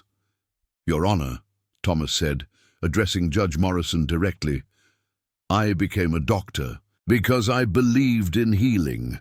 When I could no longer practice medicine, I found other ways to heal, not just individual families, but the communities that had failed them." The defense attempted to portray Thomas as a vigilante operating outside legal authority, but his calm responses and detailed knowledge of housing law, social services, and child welfare regulations undermined their strategy. He wasn't a radical activist. He was a professional who had simply found more effective ways to accomplish what government agencies claimed to be doing. "Mr. Whitehorse," Prosecutor Rodriguez asked, "in your experience, how many families could have been saved if existing systems had functioned as intended?" "All of them," Thomas replied without hesitation. "Every family I've helped was destroyed by preventable failures, bureaucratic delays, deliberately withheld information, or officials who prioritized political connections over public service." The trial's turning point came when Margaret presented evidence that Bank President Thornton had personal financial interests in 3 of the companies that had purchased foreclosed properties. The revelation that he had directly profited from the illegal foreclosure practices transformed the case from regulatory violations into clear criminal fraud. Dr. Jessica Martinez testified about the psychological damage inflicted on children by predatory housing practices, using the Triplets recovery progress to demonstrate both the harm caused by displacement and the healing possible with stable housing. Her testimony was particularly powerful because it connected individual trauma to broader social costs. "When we destroy families through illegal foreclosure practices," Dr. Martinez explained, "we create long-term mental health problems, educational disruption, and social instability that cost society far more than providing appropriate assistance would have cost initially." The prosecution's final witness was David Park, whose investigative journalism had exposed the connections between the foreclosure conspiracy and similar schemes in other communities. His testimony revealed that the Millbrook case was part of a regional pattern of corruption that had affected thousands of families across multiple states. "This isn't an isolated case of local misconduct," Park testified. "It's part of a systematic transfer of wealth from working families to politically connected developers, enabled by public officials who were supposed to protect their constituents." The defense's case lasted only 3 days, hampered by the guilty pleas from key co-conspirators and the overwhelming documentary evidence. Their strategy focused on arguing that any misconduct was the result of individual bad actors rather than systematic corruption, but the prosecution's evidence made such claims difficult to sustain. The jury deliberated for less than 6 hours before returning guilty verdicts on all major charges. Bank President Thornton was convicted of fraud, conspiracy, and civil rights violations. Mayor Wainwright, tried separately, was convicted on corruption charges. Several city council members faced additional trials on related charges, but the legal victory was only part of what Sarah had accomplished. The case had generated national attention to housing rights issues and inspired legislative reforms in multiple states. Federal banking regulators had implemented new oversight procedures designed to prevent similar foreclosure schemes. The Department of Justice had announced a nationwide investigation into predatory municipal practices. More importantly, for families facing similar crises, Thomas's network had expanded significantly. The publicity from the trial had connected his organization with established advocacy groups, legal aid societies, and policy researchers. What had begun as one man's response to personal tragedy had evolved into a regional movement for housing justice. The financial settlement exceeded even Margaret's optimistic projections. The bank was ordered to pay damages not just to the Mitchell family, but to every family affected by their illegal practices. A federal monitor was appointed to oversee the bank's foreclosure procedures for the next 5 years. The city of Millbrook faced massive civil penalties and was required to establish a housing assistance fund for vulnerable families. Sarah used her portion of the settlement to establish the David Mitchell Foundation, which provided emergency housing assistance and legal representation for families facing foreclosure. The foundation's first project was purchasing and renovating the home on Elm Street, where her family had lived before David's death. But they didn't move back to Millbrook.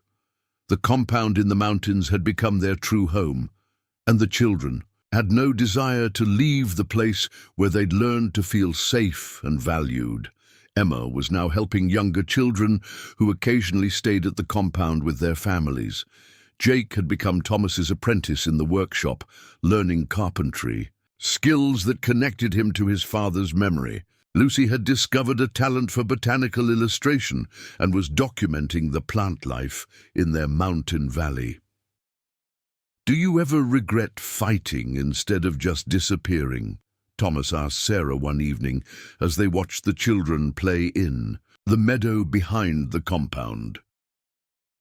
Sarah considered the question while observing her children's confident, joyful interactions. "No," she said finally. "Fighting meant they got to grow up knowing that injustice doesn't have to be accepted, that ordinary people can challenge powerful institutions and win."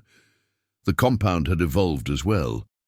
What had once been Thomas's private refuge had become a model for alternative approaches to family services. Social work students came for internships, learning about community-based support systems that prioritized family preservation over bureaucratic compliance. Policy researchers studied the compound's governance structures and resource allocation methods. Other communities had begun developing similar refugees, using Thomas's architectural plans and organizational principles. 3 years after that desperate winter night, Sarah Mitchell stood in the same meadow where Thomas had first brought her family to safety, watching Emma teach younger children about sustainable gardening while Jake demonstrated the wood-turning techniques he'd mastered. Lucy sat nearby, sketching the wildflowers that bloomed each spring in impossible abundance. The legal battles had ended with complete victory. The systemic changes they'd fought for were being implemented across multiple states. Other families were receiving the help that had been denied to the Mitchells. But the real victory was quieter and more personal. 3 children who had faced homelessness and family separation were growing into confident, capable young people who understood both their own worth and their responsibility to help others. A widow who had been told she was incapable of caring for her family had become a national advocate for housing rights. A broken system had been forced to confront its fundamental failures and begin the slow work of reform. As the sun set behind the mountain peaks that sheltered their hidden valley, Sarah realized that they had found something rarer than justice. They had found home in its truest sense. Not just a place to live, but a community built on the radical idea that every family deserved safety, dignity, and the chance to build a future worth believing in. The blizzard that had once threatened to destroy them had ultimately led them to discover that even in a world that often seemed designed to crush the vulnerable, there were still people willing to build shelters for those who had nowhere else to go. And sometimes, if you were very fortunate, those shelters became the foundation for something even more precious. They became home. 5 years had passed since the landmark court victory, and Sarah Mitchell's life had taken directions she never could have imagined during those desperate winter months. The David Mitchell Foundation had grown from a small family initiative into a nationally recognized organization that had prevented over 3,000 foreclosures and helped establish similar networks in 42 states.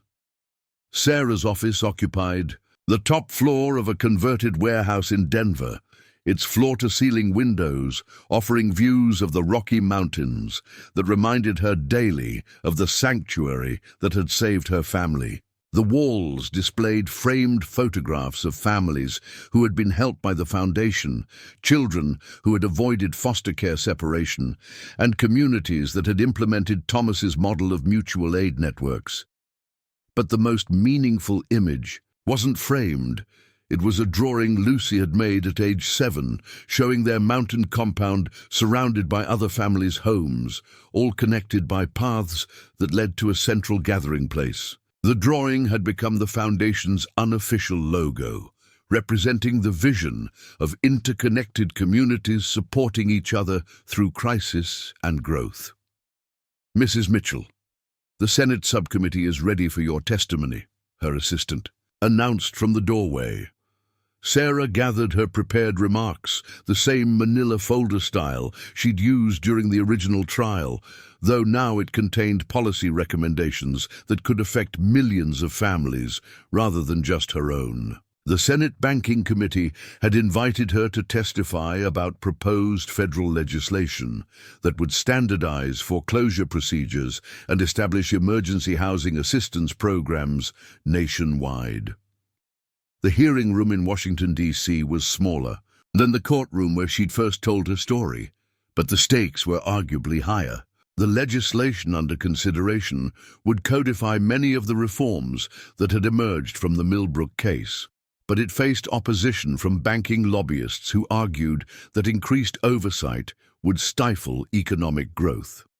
Senator Davidson, Sarah began, addressing the committee chairman, "5 years ago, my family was hours away from freezing to death because multiple systems designed to help vulnerable families failed simultaneously. Today, we have the opportunity to ensure that no other family faces that same combination of institutional failures." Her testimony drew on data collected by the Foundation's research division, but Sarah had learned that statistics alone rarely changed minds. Instead, she wove individual stories throughout her presentation: families saved by early intervention, children who had grown up in stable housing because proper assistance had been provided, communities that had thrived when mutual aid networks supplemented traditional social services. The Hendersons in Montana, Sarah explained, were facing foreclosure when their daughter's cancer treatments depleted their savings. Under current inconsistent regulations, they might have lost their home despite having insurance that should have covered their situation. Under the proposed legislation, standardized procedures would have identified their coverage immediately. Senator Rebecca Martinez, who had sponsored the legislation, asked about implementation challenges. "Mrs. Mitchell, critics argue that federal oversight would create bureaucratic delays that could actually harm families in crisis. How do you respond to those concerns?" Sarah had anticipated this question, having heard variations of it in dozens of similar hearings. "Senator, the current system already creates delays, but those delays benefit predatory lenders rather than vulnerable families. What we're proposing is accountability, not additional bureaucracy." She clicked to the next slide in her presentation, showing a map of the United States with different colors indicating varying levels of foreclosure protection. A family facing a housing crisis in California currently has very different rights than an identical family in Texas. This legislation would establish minimum federal standards while allowing states to provide additional protections. The hearing lasted 6 hours, with Sarah fielding questions from senators representing both rural farming communities and urban centers. The diversity of perspectives reminded her that housing insecurity affected families across all demographics and political affiliations, something she'd learned firsthand through the Foundation's work. During breaks, Sarah found herself thinking about the triplets, now 10 years old, and attending a small school near the mountain compound that Thomas had helped establish for children from several alternative communities in the region. Emma had developed into a natural mediator, often helping resolve conflicts between classmates with wisdom that seemed beyond her years. Jake had inherited his father's mechanical aptitude and was already designing improvements to the compound's renewable energy systems. Lucy had become the family historian, documenting their story through art and writing that captured nuances adults often missed. The children's perspectives on their unconventional upbringing often surprised visitors to the compound. They didn't see themselves as victims of tragedy or beneficiaries of unusual charity. They simply understood that families sometimes needed help and that communities worked best when people took care of each other. "We lived in a regular house once," Jake had explained to a documentary filmmaker the previous year, "but our mountain house is better because if someone needs help, there's always room for them." That evening, Sarah called the compound from her hotel room in Washington, connecting via the satellite communication system that Thomas had installed years earlier. The triplets took turns sharing their day. Emma had helped a new family settle into one of the compound's guest cabins. Jake had successfully repaired a solar panel inverter, and Lucy had completed a series of paintings depicting the seasonal changes in their valley. "How did the hearing go, Mum?" Emma asked, her 10-year-old voice carrying the same serious tone she'd had as a toddler. "I think we made progress," Sarah replied. "A lot of senators seemed genuinely interested in preventing other families from experiencing what we went through." "Good," Jake said pragmatically, "but they should visit Uncle Thomas if they really want to understand how to help families." Thomas's influence on the children was profound and positive, but Sarah sometimes wondered if their mountain sanctuary had prepared them adequately for the complexities of the outside world. They had grown up in a community where adults consistently prioritized children's welfare, where resources were shared based on need rather than ability to pay, and where conflicts were resolved through communication rather than authority. Dr. Martinez, who still visited regularly to document the children's development, had consistently reported that they were thriving academically, socially, and emotionally. But she also noted that their worldview reflected their unusual upbringing. They expected adults to be trustworthy, assumed that communities would support struggling members, and approach problems with collaborative solutions rather than competitive strategies. They're being raised in a community that actually functions according to the values most societies claim to hold, Dr. Martinez had explained during her most recent evaluation. The question isn't whether they're prepared for the real world, it's whether the real world is ready for children who've been raised to believe that cooperation and mutual aid are normal. The Senate legislation passed committee by a narrow margin, but its prospects in the full chamber remained uncertain. Banking industry lobbyists had mounted a sophisticated campaign arguing that increased foreclosure protections would restrict credit availability and harm economic growth. Sarah had learned to navigate these political battles with the same strategic thinking that had helped her survive the original court case. But her real focus remained on the practical work of helping individual families.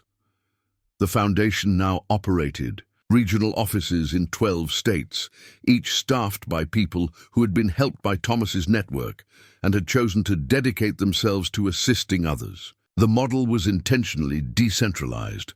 Local coordinators understood their community's specific needs and could respond quickly to emerging crises. Maria Santos, who directed the Foundation's Southwest Regional Office, had been facing eviction with her 4 children when Sarah's organization intervened 3 years earlier. Now she coordinated assistance for families across Arizona and New Mexico, using her personal experience to identify solutions that bureaucratic social workers often missed. The difference, Maria had explained during the Foundation's annual conference, is that we remember what it feels like to be desperate. We don't judge whether families deserve help. We just figure out how to provide it. This philosophy sometimes put the Foundation at odds with traditional social service agencies, which were bound by eligibility requirements and procedural restrictions that could prevent assistance even when families clearly needed help. Sarah had learned to work within existing systems while also creating alternatives for families who fell through official cracks. The Foundation's emergency housing program had evolved into something unique in the social services landscape. Rather than operating shelters, they maintained a network of private homes, converted buildings, and purpose-built refuges like Thomas's compound, where families could stay while addressing the underlying causes of their housing instability. Traditional homeless shelters are designed around the assumption that homelessness is a temporary condition requiring minimal intervention, Sarah had explained to the Senate committee. Our model recognizes that families facing a housing crisis need comprehensive support, childcare, job training, legal assistance, and time to rebuild financial stability. The Foundation's success had attracted attention from researchers studying alternative approaches to poverty intervention. Several universities had established partnerships to study the long-term outcomes for families who received comprehensive support compared to those who navigated traditional systems. Preliminary results were encouraging. Families assisted by the Foundation were significantly less likely to experience repeat housing crises, more likely to achieve financial stability, and reported higher levels of satisfaction with their children's educational and social development. The research was still ongoing, but early findings suggested that intensive short-term support produced better outcomes than extended minimal assistance. Sarah's personal transformation over the past 5 years had been as dramatic as her family's changed circumstances. The widow, who had once stood helpless in a blizzard, had become a nationally recognized advocate whose testimony influenced federal policy. She regularly spoke at conferences, consulted with government agencies, and collaborated with researchers, developing new approaches to family services. But she had also maintained the values that Thomas's community had taught her. Success hadn't isolated her from the families she served. She still personally responded to crisis calls, still opened her own home to families needing temporary shelter, and still measured her achievements by individual lives changed rather than abstract policy victories. The Foundation's work had also revealed the broader scope of Thomas's network, which had grown far beyond what Sarah had initially understood. Across the Mountain West, dozens of refugees provided sanctuary for families in crisis. Former beneficiaries had established their own assistance programs. A generation of children raised in alternative communities was beginning to influence mainstream institutions. We're not trying to replace government social services, Thomas had explained during a rare public interview. We're demonstrating what's possible when communities take responsibility for their most vulnerable members. The ripple effects continued spreading. The small school near the compound had become a model for rural education, combining traditional Academics with practical skills and environmental education. The sustainable building techniques Thomas had developed were being adapted for affordable housing projects across the region. The governance structures that had evolved within the network were being studied by political scientists interested in grassroots democracy. As Sarah prepared to return to Colorado after the Senate hearing, she reflected on the journey that had brought her from desperation to influence. The blizzard that had once threatened to destroy her family had ultimately led to discoveries about human resilience, community responsibility, and the possibility of creating alternatives to systems that failed society's most vulnerable members. Her phone buzzed with a text message from Emma. "Uncle Thomas says the northern lights might be visible tonight. Lucy wants to paint them and Jake thinks he can build a better camera mount. Come home soon." Home. The word carried different meaning now than it had during those desperate months when Sarah had been fighting simply to keep her family together. Home wasn't just shelter from physical elements. It was membership in a community that prioritized each member's welfare, relationships built on mutual support rather than economic transactions, and the security that came from knowing that help would always be available when needed. The compound in the mountains remained their sanctuary, but Sarah realized that they had also helped create something larger, a network of homes that provided safety for families who had nowhere else to turn. The model was spreading, adapted to different regions and circumstances, but maintaining the core principle that every family deserves dignity, support, and the opportunity to rebuild their lives. Outside her hotel window, Washington, D.C. bustled with the energy of a city where policies were made that affected millions of lives. But Sarah's heart was already traveling west, toward mountains that sheltered a community where those policies were tested against the simple question of whether they actually helped children sleep safely in their beds each night. 10 years after that fateful winter night, the mountain compound had transformed into something Thomas Whitehorse had never originally envisioned. What began as a refuge for one desperate family had evolved into a thriving, intentional community of 43 residents spanning 4 generations, each contributing their unique skills to a collective that had become a model for sustainable living and mutual aid. Sarah stood on the observation deck that Jake had designed and built for his Eagle Scout project, watching the sunrise illuminate a valley that now hosted multiple interconnected structures. The original compound remained the community's heart, but organic growth had added workshops, educational facilities, a medical clinic, and residential units that accommodated families of various sizes and needs. The Triplets, now 15 years old, were preparing for a milestone that would have seemed impossible during their early childhood. They were leaving the mountain sanctuary for their first extended venture into the outside world. All 3 had been accepted into a summer program at Colorado State University, where they would spend 6 weeks studying sustainable engineering, environmental science, and social policy. "Are you nervous about leaving?" Sarah asked Emma, who was methodically packing equipment for her environmental research project. Emma paused, considering the question with the same thoughtful approach she brought to every major decision. "Not nervous exactly," she replied, "more like curious about how the rest of the world works compared to here." At 15, Emma had developed into a natural leader whose diplomatic skills had helped resolve conflicts not just within their community, but between their network and various government agencies. She'd already been invited to speak at 3 universities about alternative education models and had co-authored a paper on youth leadership in intentional communities. Jake emerged from his workshop carrying a prototype water purification system he'd designed for communities lacking reliable infrastructure. His mechanical genius had expanded beyond simple repairs to innovative engineering solutions that address problems he'd identified through the network's relief work.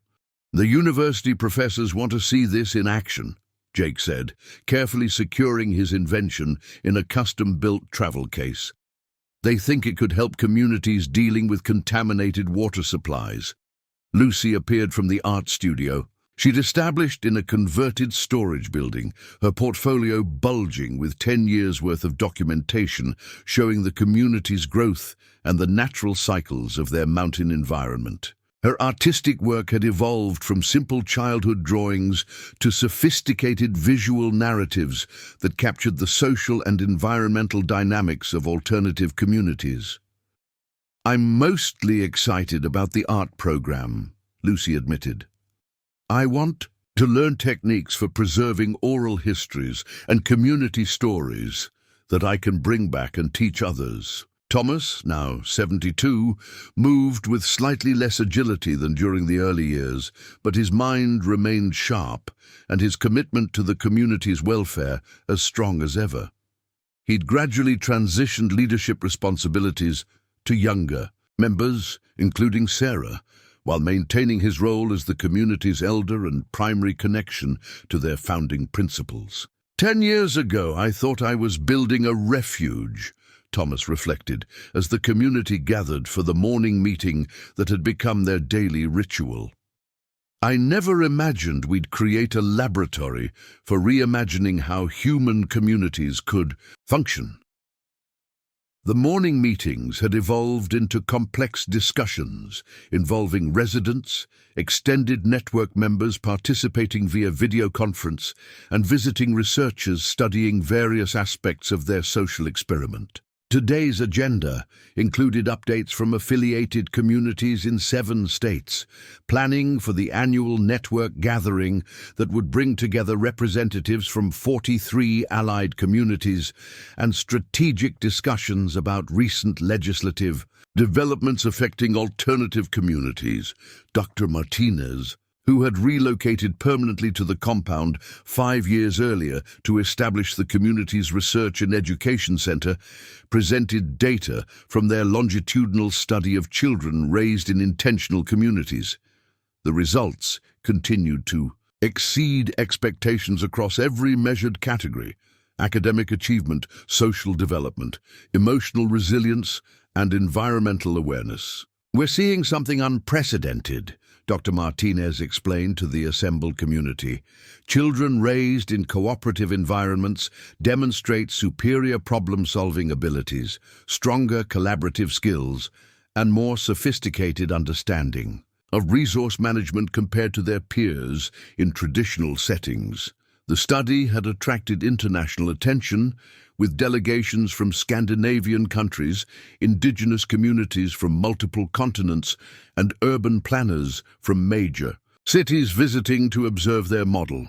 The compound had inadvertently become a center for research into post-industrial community organization.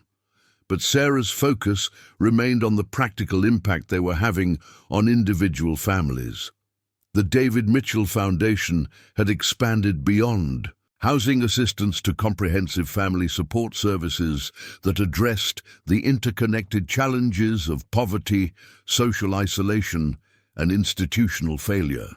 Their most recent annual report documented assistance provided to over 12,000 families across 23 states. Mrs. Mitchell called Maria Santos via video conference from the Foundation's Phoenix office. "We've got a situation developing in New Mexico that might require mountain refuge placement. Single mother with twin toddlers facing eviction due to medical bankruptcy, no family support system." Sarah nodded, already mentally reviewing available resources. "Send me the details. We can accommodate them in the south cabin within 48 hours if needed." These crisis interventions had become routine, but Sarah never lost sight of how each case represented a family facing the same desperation she'd experienced. The difference was that now there were systems in place to catch families before they fell through society's cracks. The community's economic model had also proven unexpectedly successful. Thomas's furniture business had expanded into a cooperative enterprise employing dozens of artisans who created custom pieces marketed as community craft collective products. The premium prices they commanded in urban markets supported not just individual families, but the entire network's assistance programs. Jake's engineering innovations had created another revenue stream, with his designs being licensed to municipalities and non-profits worldwide. Water purification systems, renewable energy solutions, and sustainable building techniques developed in their mountain laboratory were now improving living conditions in communities across 6 continents. Lucy's artistic documentation had evolved into multimedia projects that generated income through book sales, documentary licensing, and educational materials used by schools and universities. Her work provided crucial historical documentation of alternative community development, while funding ongoing research and assistance programs. Emma's diplomatic work had opened doors to government partnerships that would have been impossible during the network's underground years. She'd successfully negotiated agreements with federal agencies to study their community models for potential policy applications, while maintaining the independence that allowed them to operate according to their own values. The Senate legislation Sarah had supported 3 years earlier had finally passed, establishing federal standards for foreclosure procedures and creating emergency assistance programs modeled on the foundation's work. Implementation was still challenging, but families now had legal protections that hadn't existed during the Millbrook crisis. "Sometimes I think about parallel universes," Sarah said during the evening gathering that had replaced their old fireside conversations. "In one timeline, we froze to death in that car 10 years ago. In another, Thomas never built this place. In another, we fought the legal battle, but lost." The community had developed traditions around storytelling, with residents sharing both personal histories and speculative futures. These conversations served therapeutic, educational, and planning purposes simultaneously.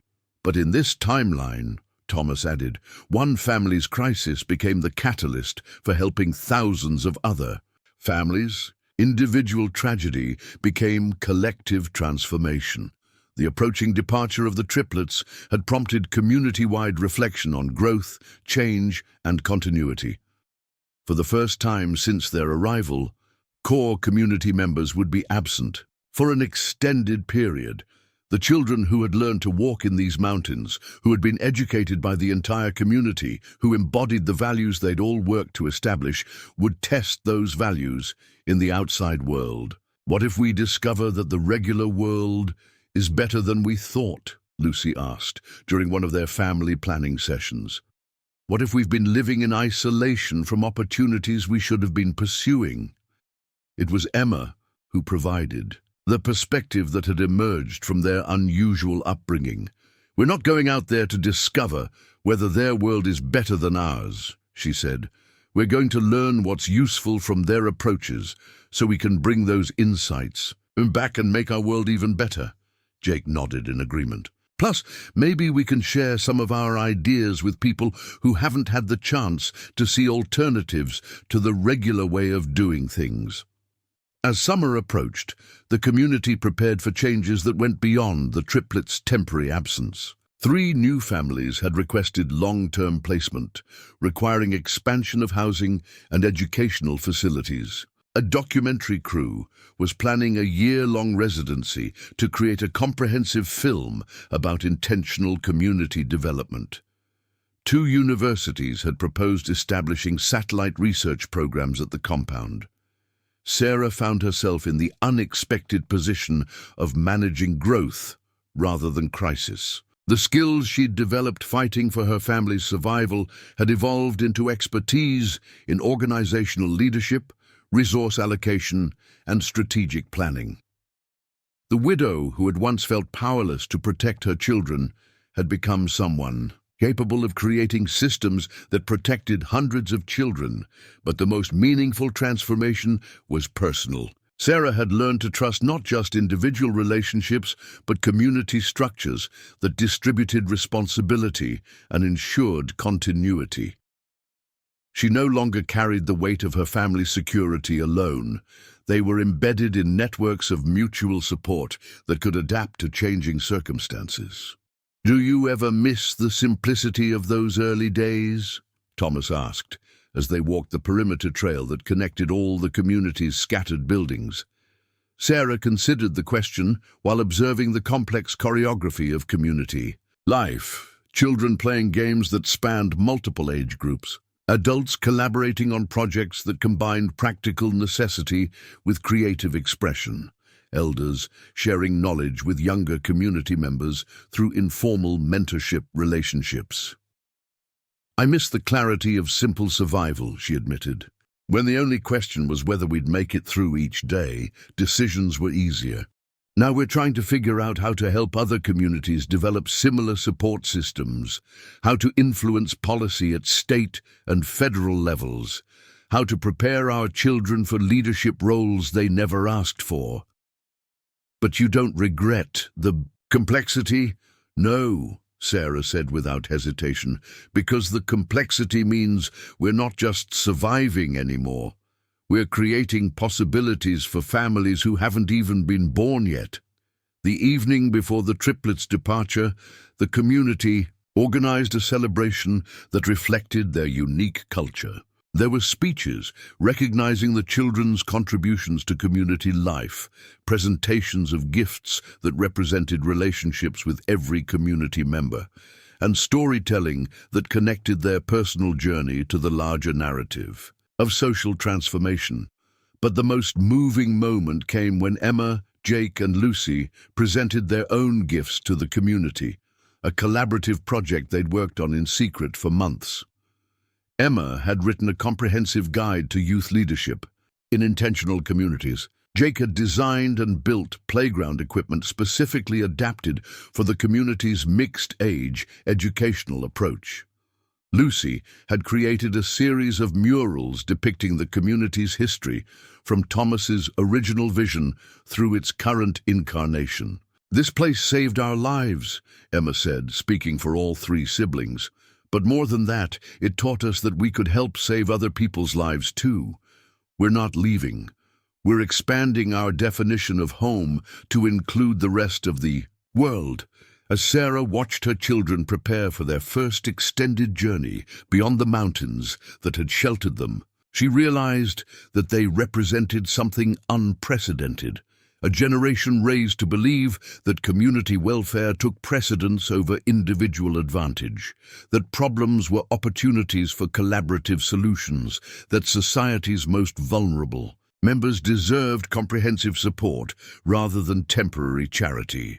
The blizzard that had once threatened to destroy her family had ultimately led to the creation of something much larger than personal security. It had catalyzed the development of alternative approaches to community organization, family support, and social responsibility that were spreading far beyond their mountain sanctuary.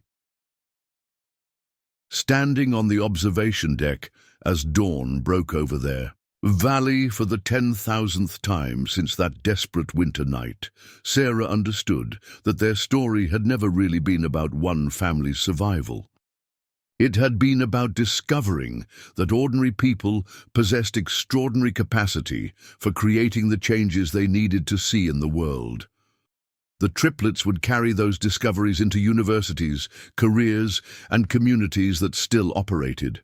According to assumptions about scarcity, competition, and individual responsibility, they would encounter people who had never experienced alternatives to systems that failed society's most vulnerable members.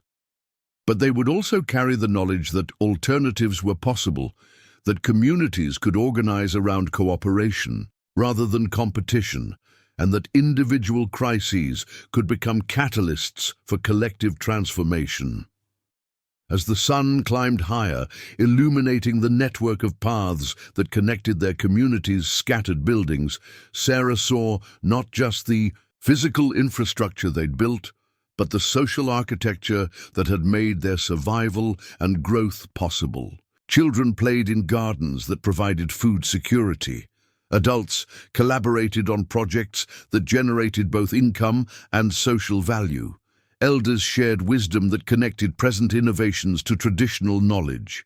10 years after a desperate widow had stood in a blizzard with nowhere to go, her children were preparing to venture into the world as ambassadors for the radical idea that every family deserved safety, dignity, and community support. The refuge that had saved them was now generating the next generation of leaders who would continue expanding the definition of home to include everyone who needed sanctuary from the storms of modern life. Up next, you've got two more standout stories right on your screen. If this one hits the mark, you won't want to pass these up. Just click and check them out, and don't forget to subscribe and turn on the notification bell so you don't miss any upload from us.